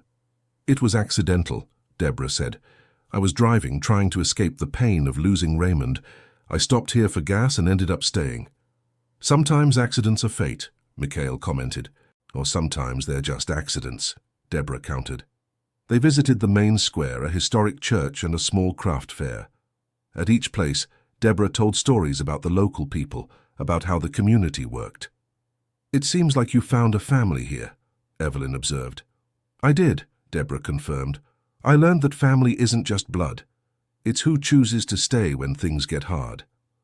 Another pointed message, Mikhail realized, but deserved. On the way back to the inn, they passed a small school. "Did Courtney study here?" Mikhail asked. "No," Deborah replied. "When we moved here, Courtney was already in college, but I volunteer here sometimes. I teach the children about gardening." "You always liked gardening," Mikhail remembered. Deborah stopped and looked directly at him. "How do you remember that?" "I remember a lot about you," he said softly. "Every conversation we ever had is etched in my memory." Deborah didn't know what to say. She turned and kept walking. Back at the Soul Sanctuary Inn, other guests began to arrive. It was the weekend and the inn was full. Deborah was busy attending to people, showing rooms, explaining the routine. Mikhail watched, fascinated. Deborah was a natural host. She made each person feel special, welcomed. It was exactly how he remembered her, warm, attentive, genuine. "She's good at this," Evelyn said, coming to stand beside him on the porch. "Yes," Mikhail agreed. "She found her purpose." "It wasn't always like this," Evelyn revealed. "In the first few years here, she cried every night, questioned all her choices." "What changed?" "Time," said Evelyn, "and acceptance. She finally accepted that she couldn't change the past. She could only build a better future. That's a lesson I learned too late." "It's never too late," Evelyn surprised herself by saying. "Difficult, yes, but not impossible." "Have you forgiven me?" Mikhail asked directly. Evelyn thought carefully. "Forgiveness is a journey. It's not a moment. I'm on the road, but I haven't arrived yet." "That's more than I deserve." "Probably," she agreed. "But I'm doing this for me, not for you. Carrying anger for so long exhausted me." That afternoon, Courtney asked to speak with Mikhail alone. They went to the garden, away from prying ears. "I want to know more about you," Courtney began. "Not the shortened version, the real version." "What do you want to know?" "Everything. Your childhood, your fears, your regrets. Who you are when no one is watching." Mikhail sat down on a garden bench. "My childhood wasn't happy," he began. "My father was harsh. He expected perfection. Any mistake was punished." "How did he punish?" "Not physically," Mikhail clarified, "but emotionally. He had a way of making you feel small, inadequate. Nothing I ever did was good enough." "And your mother?" "She was distant, more interested in social events than in her children. Galina and I basically grew up alone, looked after by nannies. It was lonely, Courtney concluded. Very, Mikhail admitted. That's why when I met your mother, it was like finding an oasis in the desert. She saw me, really saw me. And still you left her. Yes, because despite all the pain of my childhood, I still wanted my father's approval. I still wanted to prove I was good enough. And did you? Never. Mikhail let out a bitter laugh. My father died 15 years ago. His last words to me were criticisms about how I was running the company. That must have hurt. It hurt, but it also freed me in a way. I realized I would never be enough for him, so I stopped trying. But you kept doing the same things. Unhappily married, focused on money. Yes, Mikhail admitted, because it was what I knew. It's hard to change ingrained patterns. Courtney was quiet for a moment. Do you still love my mother? She asked suddenly. Mikhail was caught off guard by the question. I don't know, he answered honestly. I love the memory of her. I love who she was, but I don't know who she is now. And do you want to know? Yes, he said without hesitation. Very much. Why? To ease your guilt, or because you truly care? Both, Mikhail was honest, but mostly because I look at her and see what I could have had, the life I could have lived, and I want at least to try to reclaim a piece of that, even if she never forgives you romantically. Even then, I'm not here expecting her to fall into my arms. I'm here because I need to try to fix what I broke. Courtney nodded slowly. And what about me? She asked. What do you expect from me? Nothing, Mikhail replied. I expect nothing. Anything you want to give me, your time, your attention, even just tolerance, will be more than I deserve. And if I say I want to try, have some kind of relationship with you, I would be honored, he said sincerely. And scared, because I don't know how to be a father. I never learned. You have a daughter, Aliona. Yes, but I failed her. Absolutely. Then learn from your mistakes, Courtney suggested. Be different with me. I'll try, Mikhail promised, but you have to be patient with me. I'll mess up a lot. That's fine, Courtney gave a small smile. We all mess up. That night during dinner, the atmosphere was lighter. Deborah was still cautious around Mikhail, but not as hostile. The guests seem happy, Mikhail commented. It's a good group this weekend, Deborah agreed. There's a couple celebrating 50 years of marriage. It's inspiring.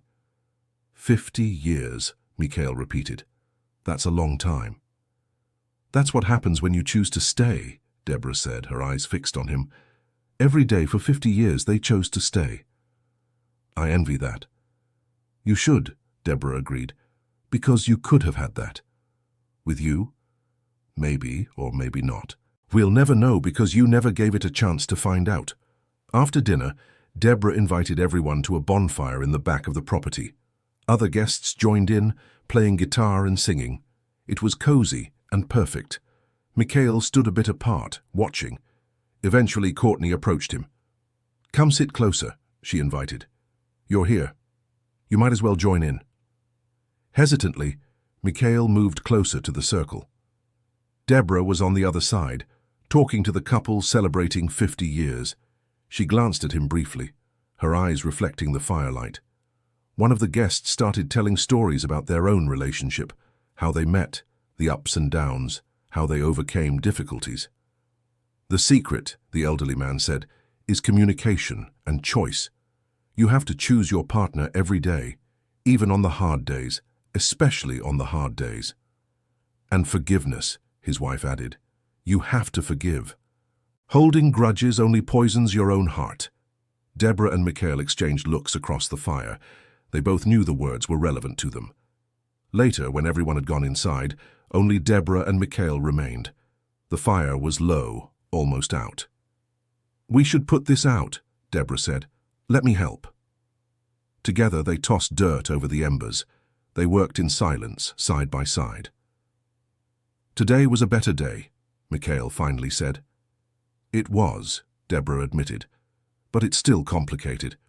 I know. Mikhail, she turned to him. I need to know something. If you could go back in time, what would you do differently? He thought carefully before answering. I would have chosen you, he said simply. I would have stood up to my family. I would have given up everything for what we have now. How can I believe that? You say that now with the wisdom of age, but back then you chose differently. You're right, Mikhail admitted. I can't prove what I would have done. I can only tell you what I know now. And I know that choosing you would have been the smartest decision of my life. Deborah was quiet, absorbing his words. I'll tell you something, she said finally. When Raymond was sick in his final months, he made me promise something. What? That I wouldn't close my heart to love again, that if someone came along I'd give it a chance. Raymond was wise. He was. Tears shone in Deborah's eyes. He knew me better than I knew myself. He knew I had a tendency to shut down, to protect myself. And will you keep your promise to him? I don't know, Deborah wiped her tears, because it's easy to make promises when the person you have to forgive is a stranger. But you're not a stranger. You're the source of my greatest pain. I understand. But, she continued, I'll try. Not for you. For me. For Courtney. And in honor of Raymond, who believed in the best in people. That's more than I deserve. It is, Deborah agreed. Much more. They walked back inside in silence. At her door, Deborah stopped. Good night, Mikhail. Good night, Deborah. She was about to enter when he called her. Deborah? Yes? Thank you. For giving me this chance. I know it wasn't easy. It wasn't, she confirmed, and it still isn't. But maybe with time it will get easier. I hope so. On Sunday morning, Mikhail received an urgent call from Moscow. His business needed him. He would have to return in a few days. So soon. Courtney was disappointed when he told her during breakfast. Unfortunately, Mikhail sighed, but I'll come back, if you allow me. Of course, Courtney said without hesitation. Deborah? He looked at her. Can I come back? Deborah hesitated for only a second before answering. Yes, you can come back. When? I don't know. When you can. But this time, she looked firmly at him, don't disappear for 23 years. If you're going to be part of our lives, you have to be present. Not just when it's convenient. I will be present, promised Mikhail. As present as you allow me to be. They spent the rest of Sunday together. They walked, talked, shared meals. There was still tension, still unresolved pain. But there was also something new, possibility.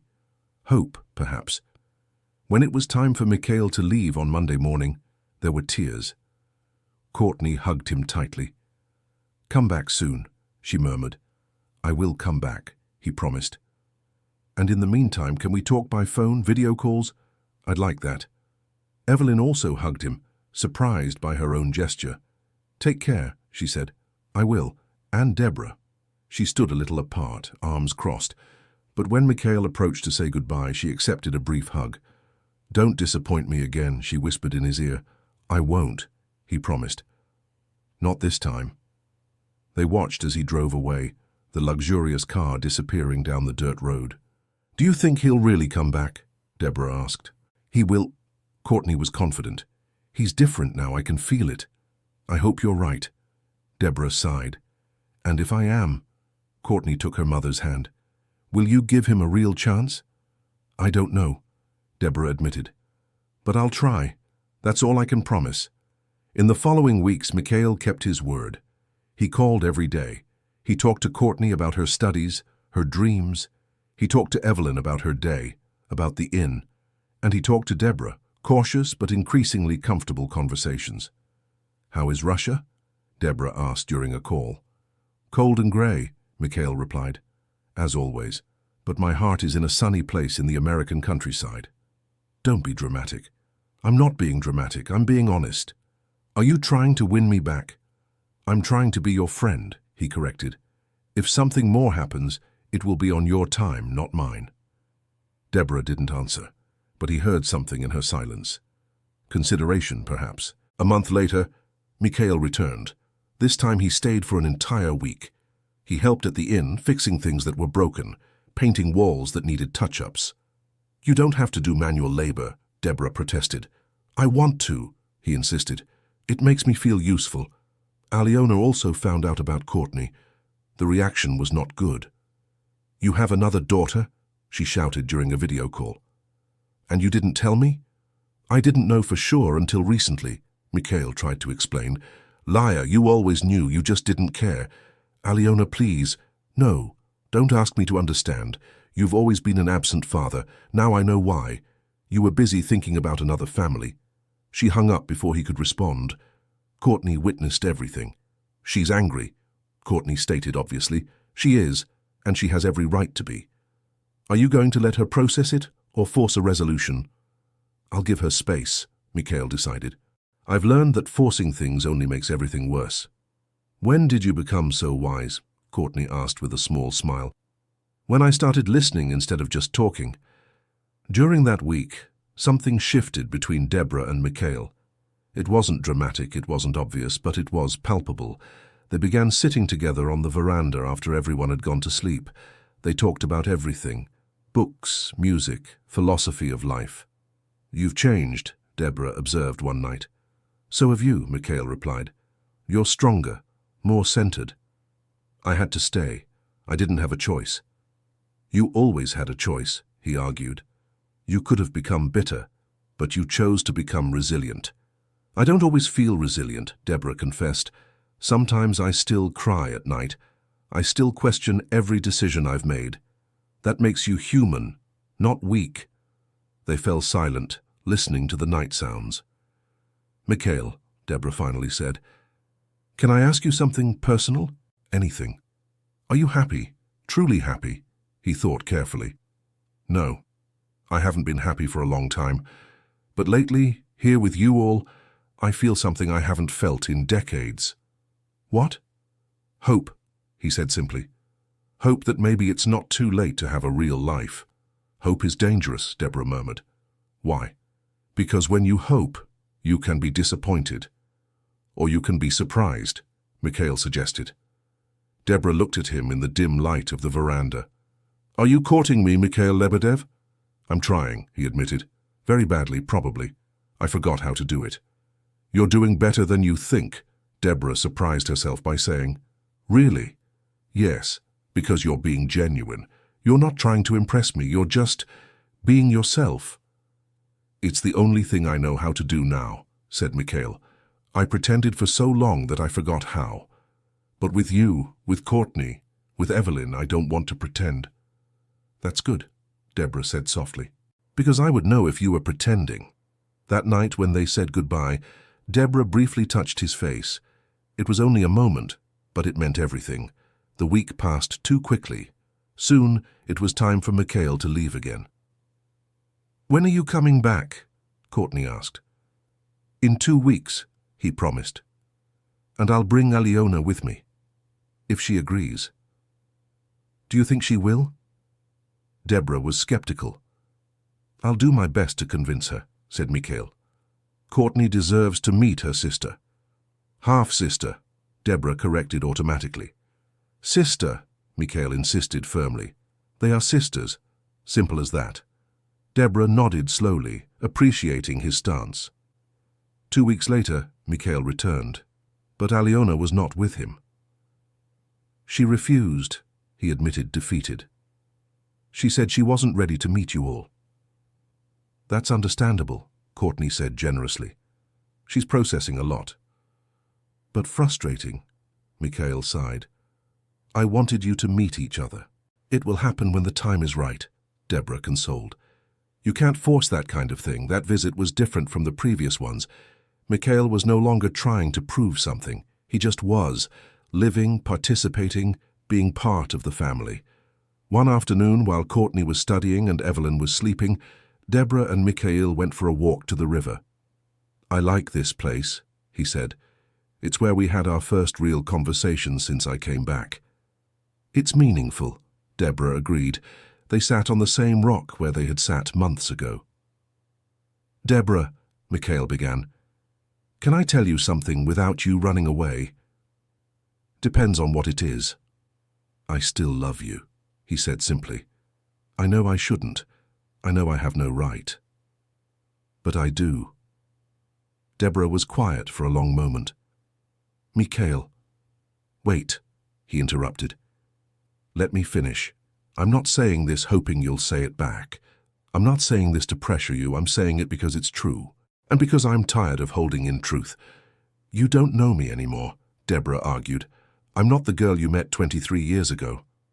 I know. And I love the woman you've become even more than I loved the girl you were. How can you love someone you barely know? Because I know you, Mikhail insisted. Maybe not every detail of the last 23 years, but I know your essence, the goodness of your heart, the strength of your character, the beauty of your soul. Tears began to roll down Deborah's face. It's not fair, she whispered. It's not fair for you to say these things. Why not? Because I'm trying to protect myself. I'm trying to keep my heart guarded. And you keep trying to get in. What if I promise never to hurt you again? You can't promise that. Deborah shook her head. No one can. People hurt each other, even when they don't mean to. Then let me rephrase. Mikhail took her hands. I promise to try. I promise to be present. I promise to choose you every day. I promise not to run when things get hard. Those are things I can promise. And if that's not enough, then at least we will have tried. Deborah looked at his hands holding hers. They were older hands now, with visible veins and a few age spots, but they were strong, steady. I'm scared, she confessed. Me too, Mikhail admitted. Terrified, actually. Of what? Of messing everything up again, of not being good enough, of disappointing you. Those are valid concerns, Deborah said, because you probably will disappoint me at some point. It's inevitable. And when I do, he asked. I hope we talk about it, Deborah replied. Instead of you running away or me building walls, I hope we face it together. That sounds like a chance? Mikhail barely dared to hope. Maybe, Deborah said cautiously. A very cautious chance, with a lot of conditions. I'll accept any conditions. Don't say that yet. You don't even know what they are. Then tell me. Deborah took a deep breath. First condition, total transparency, no secrets, no lies, even if the truth hurts. Agreed. Second, you can't use your money to solve emotional problems. Some things can't be bought. Agreed. Third, Courtney comes first. Always. If at any point you do something that hurts her, it's over. No discussion. I completely agree. Fourth, Deborah continued, this can't be rushed. I'm not going to throw myself into a relationship. We'll go slow, very slow. As much time as you need. And fifth, she finished, you have to make things right with Aliona. She's your daughter too. You can't just give up on her. I'm trying, Mikhail protested. Then try harder. She's hurt and confused. She needs you, even if she doesn't know it yet. I'll try harder, he promised. Any other conditions? I'll probably think of a few more, Deborah said with a small smile. But these are the main ones. So we're doing this, Mikhail asked, his voice full of emotion. We're trying. We're trying, Deborah confirmed, but slowly and with no guarantees. No guarantees, Mikhail repeated, except one. What? That I'll give my best. Every single day. That's all I can ask for. They sat there for a while longer, hands intertwined, watching the river flow. It wasn't a fairy tale ending. It wasn't perfect love or complete forgiveness. It was just two broken people trying to build something new from the fragments. When they got back to the inn, they found Courtney and Evelyn on the porch. One look at Deborah and Mikhail's faces was enough. Finally, Courtney murmured. Finally what? Deborah asked. You stopped fighting the inevitable. It's not inevitable, Deborah warned. We're just trying, that's all. It's a start, Evelyn said approvingly. Her good start. That night, for the first time, Mikhail was invited to the family ritual of watching the sunset from the porch. Before, he had always been a visitor. Now he belonged. You know, Courtney said as the sky shifted colors, I used to fantasize about this when I was a kid. About what? Mikhail asked. About having a complete family. Mother, grandmother, father, sitting together, talking, laughing. And now? Now I realize family isn't about perfection. It's about choice. And everyone here chose to be here. That's better than any fantasy. Your daughter is wise, Mikhail said to Deborah. She is, Deborah agreed with pride. Wiser than I was at her age. I learned from the best, Courtney said. Mom taught me about strength. Grandma taught me about perseverance. And now you, she looked at Mikhail, can teach me about redemption. That's a heavy word, Mikhail observed. But that's what you're doing, Courtney pointed out. Redeeming your mistakes. It's not about erasing the past. It's about doing better in the future. When did you get so deep? Deborah teased her daughter. I've always been. Courtney laughed. You're just noticing now. In the weeks that followed, a new rhythm settled in. Mikhail traveled between Russia and the United States, spending more and more time at the inn. He began transferring some of his business, delegating more so he could be present. Alyona finally agreed to have a conversation with him. It was tense and painful, but it was a start. Why do you care so much about them? Alyona asked during a call. You barely know them. Because they make me want to be better, Mikhail replied honestly. And because Courtney is your sister, you deserve to know her. Half-sister. Sister, Mikhail corrected firmly. And she would like to meet you. No pressure, no expectations. Just two people who share DNA getting to know each other. I'll think about it, was all Alyona said. But thinking was progress. One evening, 3 months after that conversation by the river, Deborah and Mikhail were alone in the kitchen after everyone had gone to bed. You're quiet, Mikhail observed. What are you thinking? I'm thinking about how strange life is, Deborah said. How things never turn out the way we planned. And is that good or bad? Both, she replied. Bad, because I went through so much pain. Good because that pain brought me here, made me who I am today. I wish you hadn't gone through pain. I know, but it was part of my journey. And without it, I wouldn't have Raymond. I wouldn't have learned what I learned. I wouldn't be the woman you say you love now. Are you saying the suffering was worth it? I'm saying the suffering had purpose, Deborah clarified. That's different. I wouldn't ask to go through it again, but I don't regret where it brought me. Mikhail absorbed her words. You are stronger than I will ever be. It's not about strength, Deborah disagreed. It's about choice. I chose not to be destroyed by what happened. I chose to survive and eventually to thrive. Teach me how to do that. You're already doing it, Deborah smiled.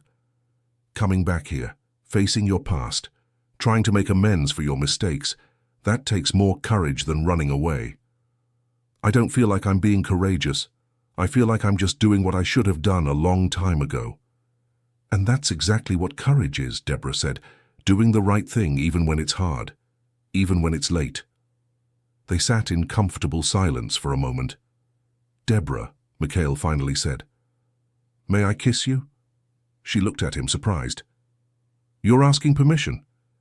Yes, because I won't do anything without your permission. Not anymore. Deborah studied his face. She saw sincerity there, vulnerability, and something else. Hope.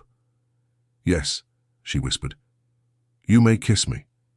The kiss was gentle, hesitant, like two teenagers on their first date, but it was also full of promise, of possibility, of a future neither of them had been sure they would have. When they parted, Deborah had tears in her eyes. Why are you crying?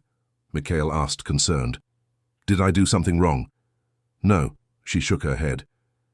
It's just that, for the first time in 23 years, I feel like I might actually be able to let the past go. We can let it go together, Mikhail suggested. Together, Deborah repeated. I like how that sounds. Upstairs, Courtney had seen everything from the bedroom window. She smiled to herself before going back to bed. Her family wasn't conventional. It wasn't perfect, but it was theirs. And that was enough. 6 months later, on a sunny spring day, Alyona finally came to the United States. She was nervous and defensive, but she was there. Courtney greeted her at the inn with a warm hug. Hi, Courtney said. We finally meet. Hi, Aliona replied, clearly uncomfortable. Don't worry, Courtney reassured her. No one here expects anything from you, we just want to get to know you. The first few days were hard. Aliona had built a picture of Courtney in her mind, a rival, someone who was stealing her father. But Courtney was impossible to hate. She was genuine, warm, without pretenses. You're not what I expected, Aliona admitted during a walk. What did you expect? Someone trying to steal my father, someone after his money.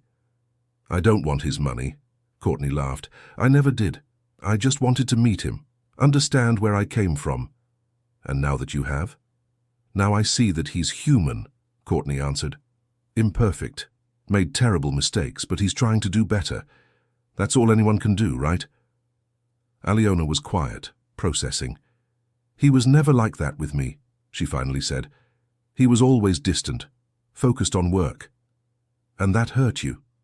A lot, Aliona admitted, tears welling up. I always felt like I wasn't good enough. Like if I were better, smarter, something more, he'd pay attention to me. It wasn't your fault, Courtney said gently. It was about him, not about you. He says that now. But it still hurts. And it will hurt for a while, Courtney acknowledged. But he's trying. It's not too late to build something new. And if I can't forgive him, then don't forgive, Courtney shrugged. There's no rule saying you have to forgive, but maybe you can at least try to understand. Aliona nodded slowly. You're very wise for 22. I grew up fast, Courtney said simply. I didn't have a choice. That night, the two sisters stayed up, talking late. They shared stories, experiences, feelings. They discovered they had more in common than they thought. You know, Aliona said eventually, I was so afraid to meet you. Afraid that you'd be perfect, and I'd feel even more inadequate. Perfect? Courtney laughed. I'm far from perfect. I have my own insecurities and fears. Like what? Like fear of abandonment, Courtney admitted. I never know if people will stay or go because of him. She gestured vaguely toward Mikhail's room. Because of growing up without a father. I have the opposite, Aliona said. Fear of getting too close, of depending too much on someone. We're two sides of the same coin, Courtney observed. We are, Aliona agreed. And it's his fault. Partly, Courtney admitted. But we're also responsible for healing. He may have caused the wound, but it's up to us to decide whether we'll let it define us. When did you get so mature? When I realized that holding on to anger only hurt me, Courtney said. I'm not saying I forgot, or that I've completely forgiven, but I'm trying to move forward. It's liberating. Aliona thought about that for a long time. I think I can try, she finally said. That's all anyone can ask. Aliona's visit lasted 2 weeks. By the end, something had changed. She was still angry at Mikhail, still hurt. But there was also understanding, and the beginning of forgiveness. Thank you for coming, Courtney said as they said goodbye. Thank you for having me, Aliona replied, and for being you, for being genuine. We're sisters, Courtney said. No matter what happens with our parents, we're sisters. We are, Aliona agreed, hugging Courtney for the first time. And I want to keep being one. Then let's keep it up. Calls, visits, whatever. We'll build our own relationship, independent of them. I'd like that. After Aliona left, Mikhail found Courtney in the garden. Thank you, he said. For what?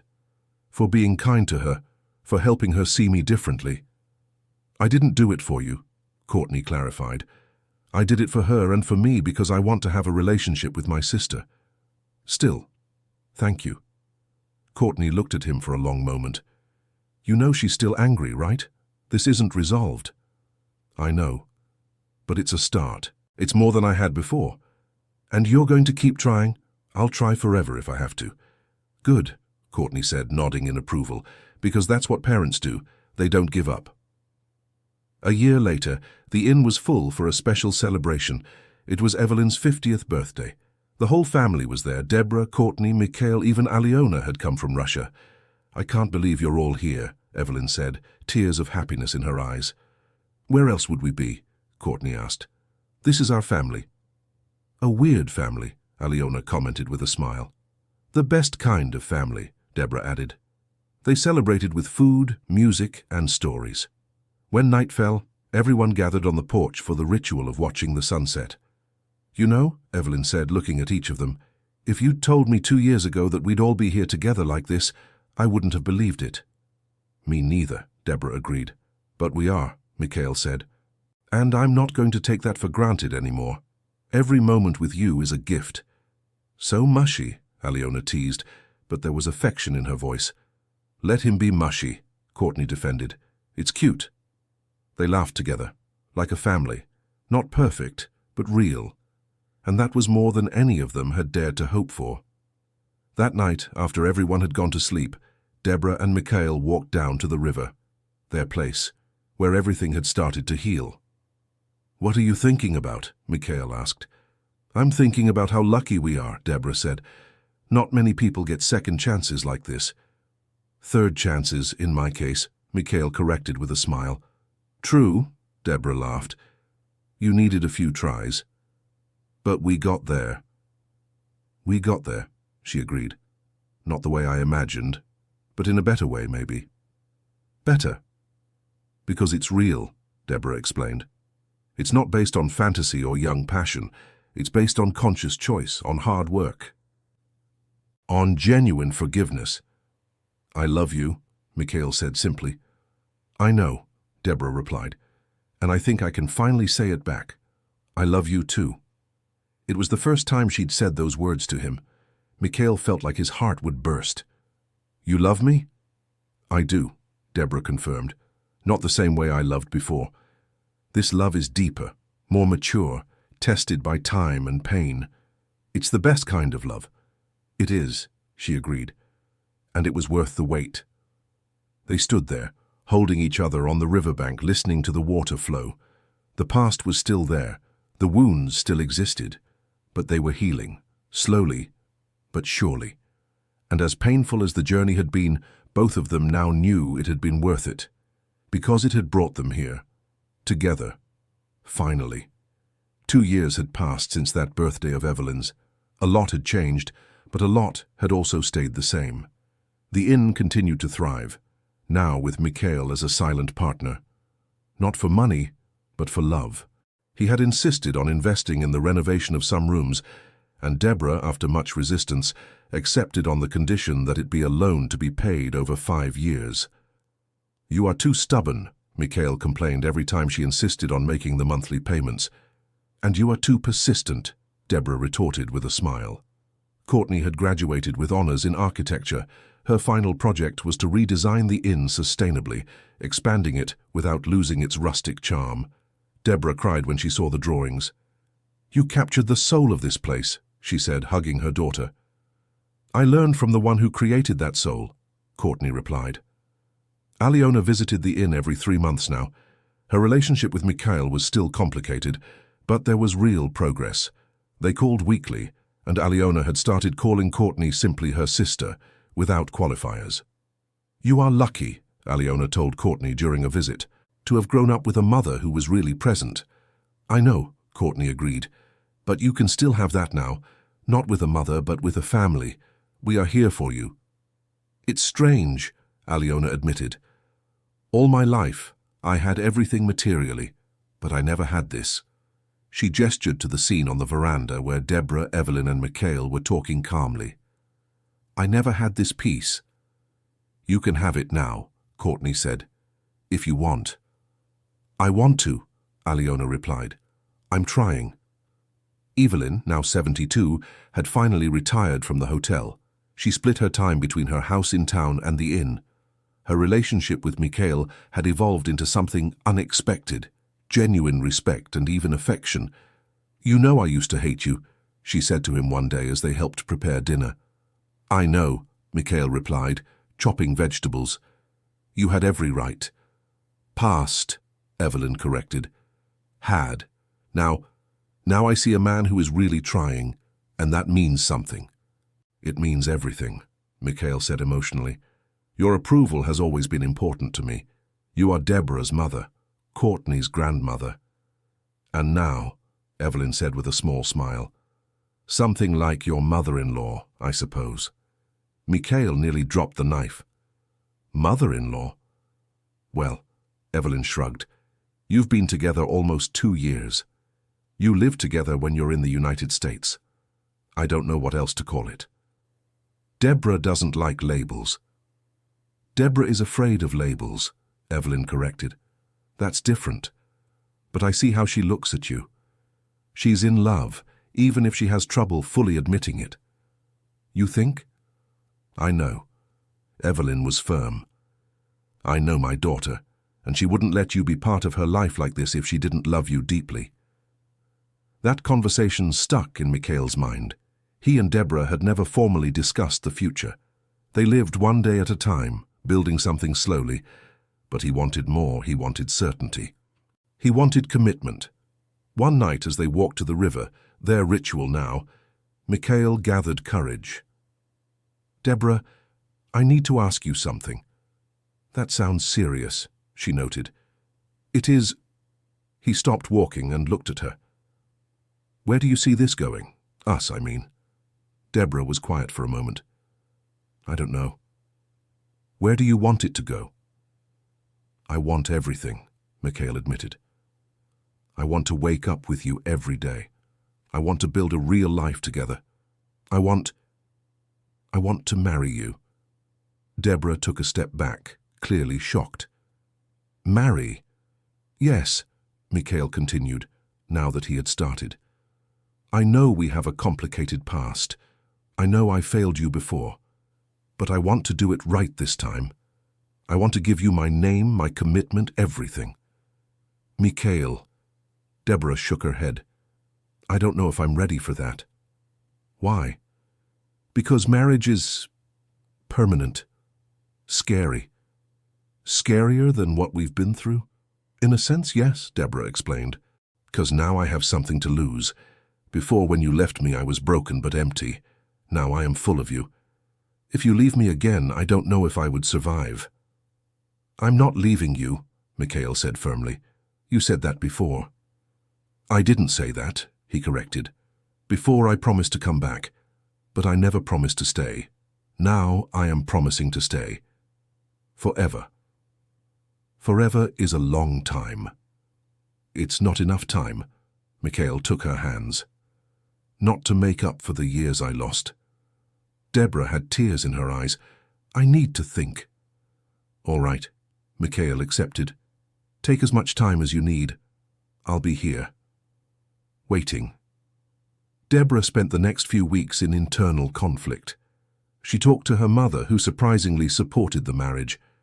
Mom, you used to hate him, Deborah pointed out. I used to, Evelyn agreed. But people change. He changed, and you deserve to be happy.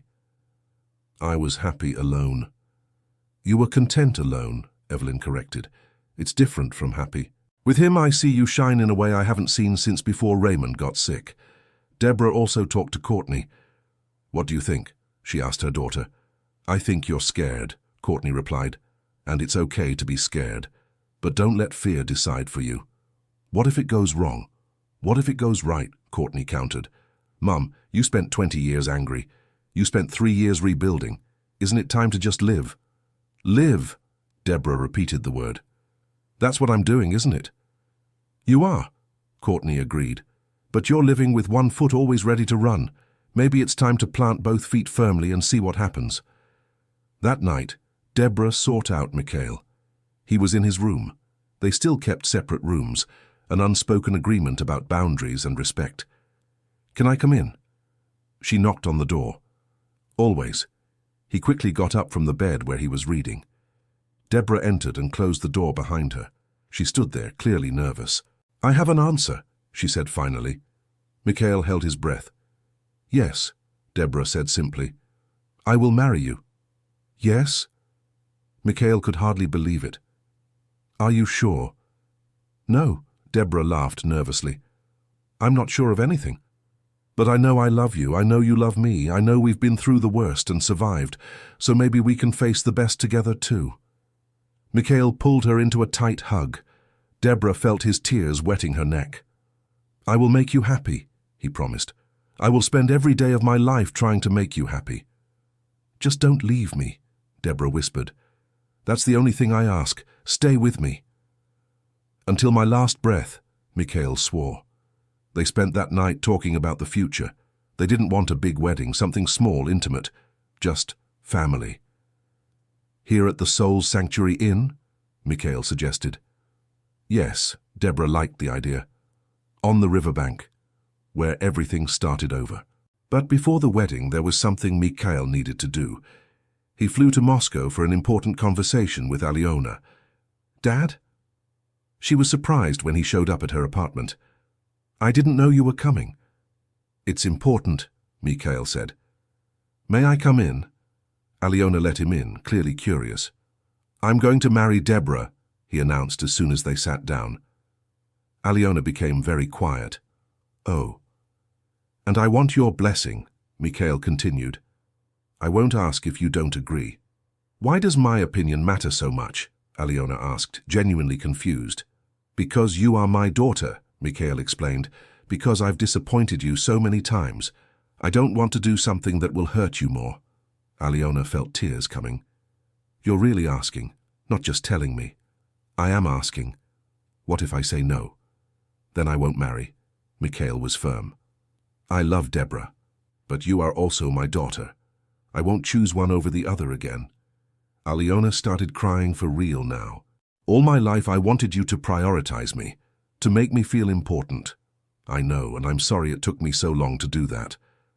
And now, Alyona wiped away her tears, are you willing to give up your happiness for me? Yes. That's madness, she shook her head. But it's also the most fatherly thing you've ever done. So? Marry her, Alyona said, with my blessing. She makes you happy. And Courtney is my sister. I want you to be a real family. You're part of this family too, Mikhail insisted. I know. Alyona smiled through her tears. And for the first time, I truly believe that. Mikhail flew back to the United States with a light heart. But there was another difficult conversation he needed to have, with Galina's parents, his former in-laws, who still had influence in his business. I'm getting married again, he told them during a tense video call. To whom? Galina's father asked coldly. To someone from my past, someone I should have chosen a long time ago. Galina will be disappointed. Galina is remarried, Mikhail pointed out. To my former partner, remember. She's moved on. I have that right too. And your business? Your commitments here in Russia? I'll transfer most operations to my subordinates, Mikhail explained. I'll keep control, but remotely. My life is in the United States now. You're making a mistake, the father-in-law warned. No, Mikhail was firm. I already made my mistake, 25 years ago. Now I'm fixing it. He hung up before they could argue further. It was liberating in a way. For years he had let these people dictate his life. No more. The wedding was set for an autumn afternoon, when the weather was perfect. Not too hot, not too cold. Evelyn and Courtney took charge of the decorations, keeping everything simple but elegant. On the morning of the wedding, Deborah was nervous. Courtney helped her mother get ready. You look beautiful, Mom, Courtney said, adjusting the simple but elegant dress Deborah had chosen. It was pearl white, long, with delicate lace. I'm too old for a white dress, Deborah complained. You're perfect, Courtney insisted. And you're not old. You're mature. There's a difference. Deborah looked at herself in the mirror. At 47, she had wrinkles around her eyes and gray streaks in her hair, but she also had peace on her face and love in her eyes. I still can't believe I'm doing this, she confessed. Are you scared? Terrified, Deborah admitted, but also excited. It's strange to feel both at the same time. That's what happens when you're truly alive, Courtney said, when you really let yourself feel. Evelyn entered the room, also dressed elegantly. It's time, she announced. Already? Deborah startled. Already, Evelyn smiled. But if you want to run, now's the time. No one will judge you. I'm not running. Deborah took a deep breath. I've run enough. Time to stay. The wedding was on the riverbank. exactly where Deborah and Mikhail had had so many important conversations. Simple chairs were arranged in a semicircle. There weren't many guests. Alyona had come from Russia, some close friends from the Soul's Sanctuary Inn, some neighbors from town. Mikhail waited nervously near the river. He was dressed in a simple suit, without the flashiness he used to wear. When he saw Deborah coming down the improvised path, arm linked with Courtney's, his heart almost stopped. She was the most beautiful thing he had ever seen, not because of the dress or hairstyle, but because of the light in her eyes, the certainty in her steps. She was coming to him by her own choice, freely and completely. Courtney handed her mother over to Mikhail with a kiss on the cheek. "Take care of her," she whispered. "With my life," Mikhail promised. The ceremony was conducted by a local justice of the peace who was a friend of Deborah's. He kept everything brief and focused on what mattered. "Marriage," he began, "is not about perfection. It's about choice, choosing the person by your side every day. On the good days, and especially on the bad ones." Deborah and Mikhail exchanged looks. They both knew about bad days. "Mikhail," the judge continued, "do you have your vows?" Mikhail took Deborah's hands. He had prepared a speech, but now the formal words seemed inadequate. "Deborah," he began, 25 years ago, I made the biggest mistake of my life by leaving you. I spent over 2 decades paying for that mistake. I built an empire, but I was empty inside. Because you were the only real thing I ever had." Tears began to roll down Deborah's face. "I can't change the past," Mikhail continued. "I can't erase the pain I caused, but I can promise you the future. I promise to choose you every day. I promise to be present, not just physically but emotionally. I promise never ever to leave you behind again. Because you are my home, you always have been." "Deborah?" The judge turned to her. "Your vows?" Deborah wiped her tears before speaking. "Mikhail, you broke my heart a long time ago. And for years, I carried that pain like armor. It protected me from being hurt again, but it also kept me from living fully." She squeezed his hands. "When you came back, all I wanted was to hate you, to send you away, to protect my heart. But you were persistent, patient. You showed me, not just told me, that you had changed. And slowly my armor began to fall. Today," Deborah continued, her voice firmer now, "I choose you. Not because I forgot the past, but because I learned that holding on to the past only keeps me from embracing the future. So I give you my heart again, this time with open eyes and a mature heart. I promise to love you on the easy days and the hard ones. I promise to communicate when I'm afraid instead of running away. I promise to build a life with you one day at a time." There wasn't a dry eye in the audience. Even Alyona was crying silently. "By the power vested in me," the judge declared, "I now pronounce you husband and wife. You may kiss the bride." The kiss was different from any they had shared before. It was a kiss of promise, of commitment, of a new beginning. When they parted, they were met with applause. Courtney was smiling so wide it seemed her face might split. Evelyn wiped away happy tears. Alyona clapped hesitantly, but there was genuine approval on her face. The reception was simple. Home-cooked food prepared by Deborah and friends, live acoustic guitar music, conversation and laughter under the stars. There was no ostentation, no pretense. It was just people who cared, gathered to celebrate love. During the reception, Alyona approached Deborah. "Can I talk to you?" she asked nervously. "Of course," Deborah smiled. "Want to take a walk?" They moved away from the party, walking slowly along the riverbank. "Thank you," Alyona finally said. "For what?" "For not giving up on him. He's different now. Better. And I think it's because of you." "It's not because of me," Deborah gently disagreed. "He changed because he chose to change. I just gave him a reason to want to." "Still," Alyona insisted, "you could have been angry. You could have rejected him, but you gave him a chance." "It wasn't always easy," Deborah admitted. "There were days I wanted to give up, send him away and go back to my quiet, safe life." "What stopped you?" "Courtney," Deborah answered honestly. "She deserved to know her father. And also, A part of me, a deeply buried part, still loved him. I never fully stopped, no matter how hard I tried. That must have been painful, loving someone who hurt you so much. It was, Deborah confirmed. But I discovered that true love survives even through pain. Not unchanged, but somehow stronger. Aliona was quiet for a moment. "Can I call you stepmother?" she asked suddenly. "Or is that too weird?" Deborah smiled warmly. "You can call me whatever you like. But I prefer to think of you as my stepdaughter, or even better, as family, just like that." "Family," Aliona tested the word. "I like that." "Me too." Deborah extended her hand. "Welcome to the family, Aliona." Aliona didn't take her hand. Instead, she hugged Deborah, and Deborah, surprised but happy, hugged her back.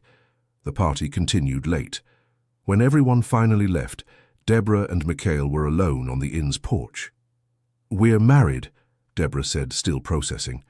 "We are," Mikhail confirmed, looking at the simple ring on his finger. "How do you feel?" "Terrifying," Deborah admitted. "But good, right, somehow. You won't regret it?" "I'll probably regret it sometimes," Deborah was honest. "In moments of anger or frustration, but overall? No, I don't think so." "That's good enough for me," Mikhail pulled her closer. "Good enough to start." They stood there, embracing under the stars, two survivors of a love that should have died, but somehow refused to. The months following the wedding brought new challenges. Combining two lives wasn't easy, especially two such different lives. Mikhail still had business in Russia that required occasional attention. Deborah had the inn that she couldn't just abandon. "Maybe you should hire a manager," Mikhail suggested, during a particularly frustrating discussion about their schedules. "The inn is mine," Deborah resisted. "I can't just hand it over to someone else." "I'm not suggesting you hand it over. Just delegate some responsibilities, so we can have more time together."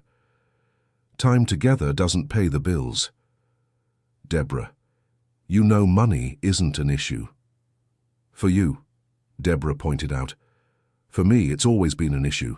I can't just turn off that worry." They fell into tense silence, both frustrated but trying not to say things they'd regret. "I'm sorry," Mikhail finally said. "You're right. I can't solve everything with money. It's an old habit." "And I'm sorry for being so stubborn," Deborah admitted. "It's my defense mechanism. Independence kept me safe for so long." "You don't need to defend yourself from me anymore," Mikhail reminded her gently. "I know, but it's hard to unlearn 25 years of habits." "Then let's unlearn them together," Mikhail suggested, slowly. And that's what they did. Slowly, sometimes painfully, they learned to compromise. Mikhail reduced his business trips, delegating more. Deborah hired an assistant for the inn, freeing up a few hours. Courtney was finishing her master's degree in architecture. Her thesis project was expanding the inn sustainably, something Deborah had resisted for years, but now was seriously considering. "Do you really think we can expand without losing our charm?" Deborah asked, examining the detailed drawings. "I'm sure of it," Courtney was confident.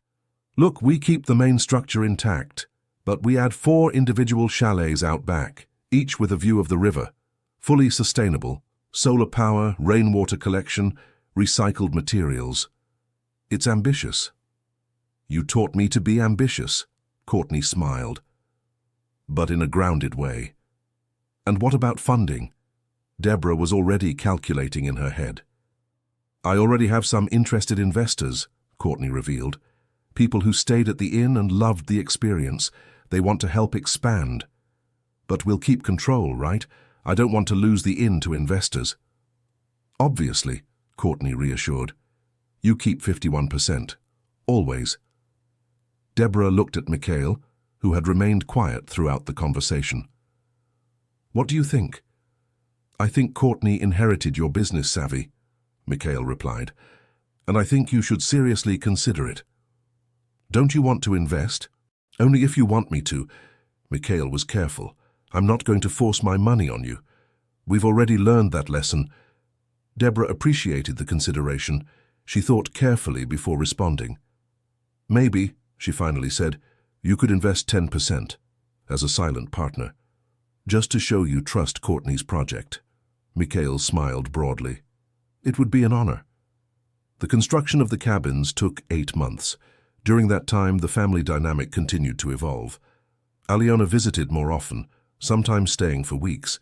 She and Courtney had developed a genuine friendship, talking almost daily, even when they weren't physically together. "It's strange," Aliona commented during a visit, "to finally feel like I have a real family." "You always had a mother," Courtney pointed out. "Galina wasn't exactly maternal," Aliona made a face. "She was more interested in social events than in me." "And now?" "Now she's focused on her new husband and his children. I've become a footnote in her life."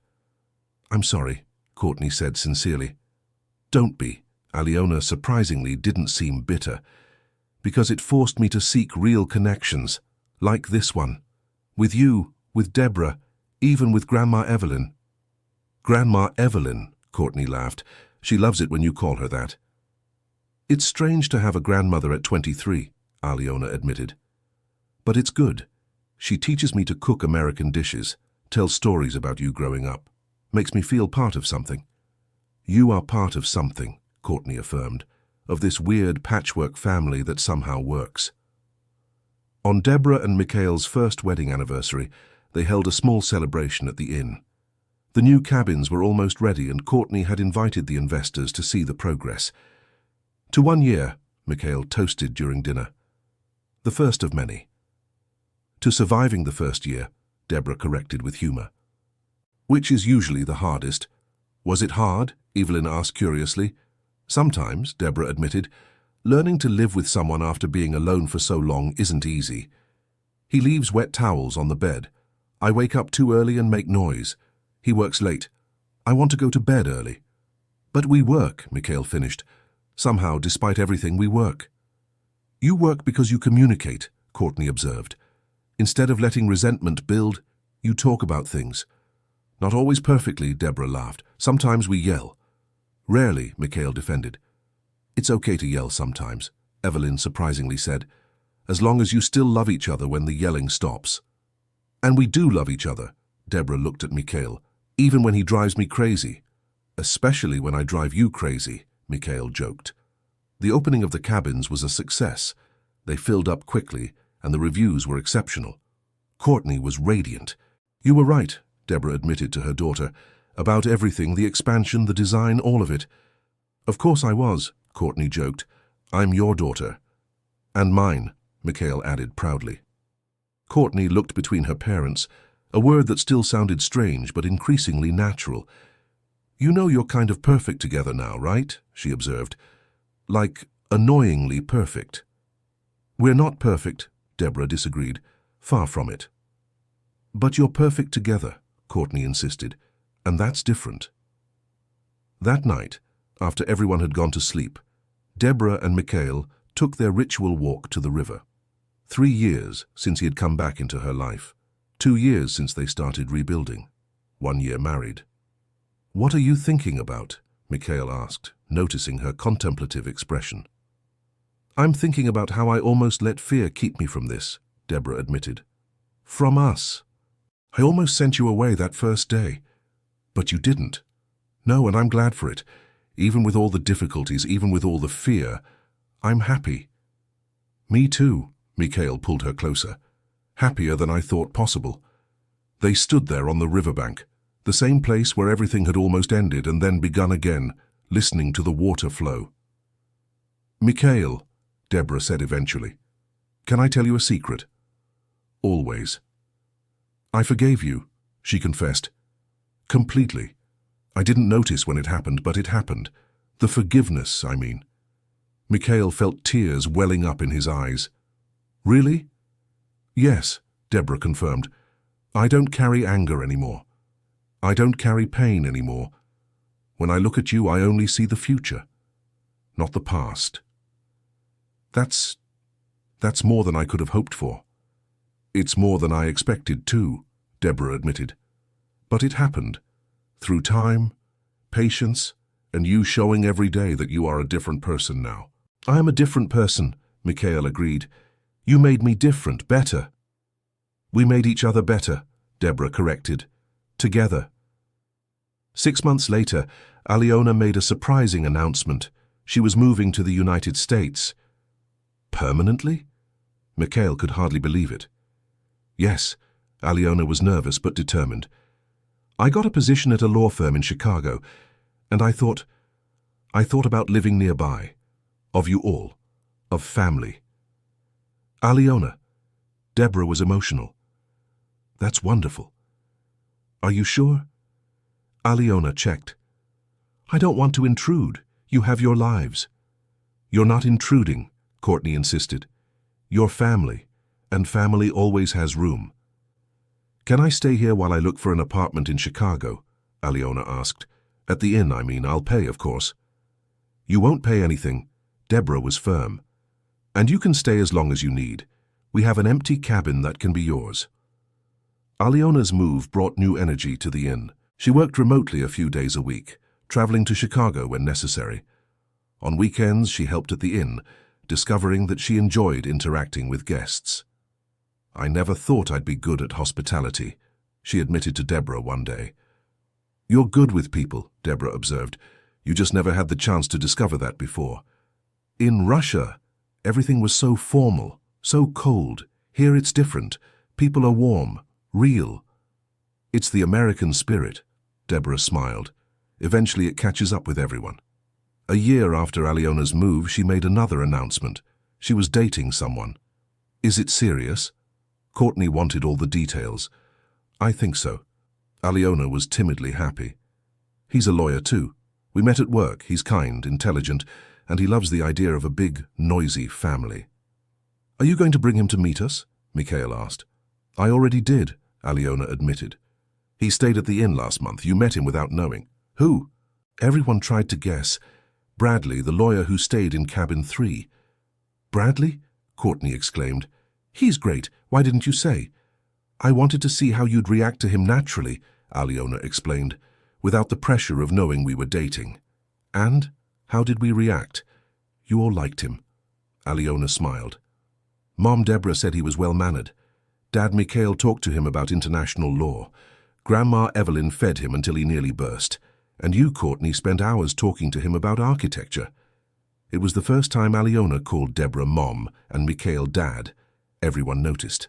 No one commented, but there were happy tears being discreetly wiped away. 3 years since the reconciliation. 2 years of marriage. Life had found a rhythm, not perfect, but good, real. Evelyn was slower now, at 75. She had some health issues, nothing serious, but reminders that time kept moving. I don't like getting old, she complained to Deborah one day. Nobody does, Deborah consoled, but the alternative is worse. I suppose so, Evelyn agreed, and I have a lot to be grateful for. I live to see you happy, to meet my 2 granddaughters, to see this impossible family come together. Impossible, Deborah repeated with a smile. That's a good description. But real, Evelyn insisted, and that's what matters. It was during Evelyn's 76th birthday that everything almost fell apart again. She had a minor stroke during the party. Mild, the doctors said, but frightening. I'm fine, Evelyn insisted from the hospital bed. You're making too much drama. You had a stroke, Mom? Deborah was pale with worry. A minor one, Evelyn downplayed. It barely counted as a real stroke. All strokes count. Mikhail, who had flown in specialists from Chicago, intervened. But the doctors say you'll make a full recovery, with physical therapy and some lifestyle changes. Lifestyle changes, Evelyn grumbled. That means they're going to put me on a salt-free diet. Among other things, and the doctor confirmed, and more rest, less stress. How am I supposed to have less stress with all of you smothering me? Evelyn asked, but there was affection in her voice. Evelyn's recovery took months. During that time, Courtney and Alyona took turns taking care of her. Deborah wanted to do everything herself, but her daughters insisted on helping. You've always taken care of everyone, Courtney said firmly. Now let us take care of you and Grandma. I don't know how to let other people take care of me, Deborah confessed. Then learn, Alyona suggested gently, like you taught me to let people in. It was a hard lesson, but necessary. Deborah learned to delegate, to accept help, to be vulnerable. It's strange, she admitted to Mikhail one night. I've always been the strong one, the one who holds everything together. But now I need others to hold me. That doesn't make you weak, Mikhail assured her. It makes you human, and it lets us give back everything you've done for us. I think you're right. I'm always right, Mikhail joked. Not always, Deborah elbowed him. But this time maybe. Evelyn recovered, stronger than the doctors expected. Her determination was admirable. I'm not going to let a little stroke bring me down, she declared. I still have a lot to live for. And she did. She lived to see Bradley propose to Aliona. She lived to see Courtney start her own architecture firm. She lived to see the Inn win Sustainability Awards. 5 years since the reconciliation. 4 years of marriage. Life had its routines now. Comfortable but not monotonous. You know what's funny? Deborah said to Mikhail one night. What? I spent 23 years imagining this moment. You coming back, apologizing, wanting to win me over again. And in my imagination it was always perfect. Dramatic and perfect. And in reality it's better, Deborah admitted. Because it's real. There are arguments about wet towels and who forgot to buy milk. There are bad days and long nights. But there's also this. She gestured to the life they had built. Family. Purpose. Real love. Real love, Mikhail repeated. I like that. Me too. Because real love isn't about perfection. It's about choosing to stay even when it's hard. And you stay? Even when it's hard? I stay, Deborah promised. Every day I choose to stay. Me too, Mikhail held her hand. Forever. They sat together on the porch, watching the sun set over the mountains. Courtney and Aliona were laughing at something in the garden. Evelyn was dozing in her favorite chair. Bradley was arriving for the weekend. It wasn't perfect. There were bills to pay, challenges to face, problems to solve. But it was theirs.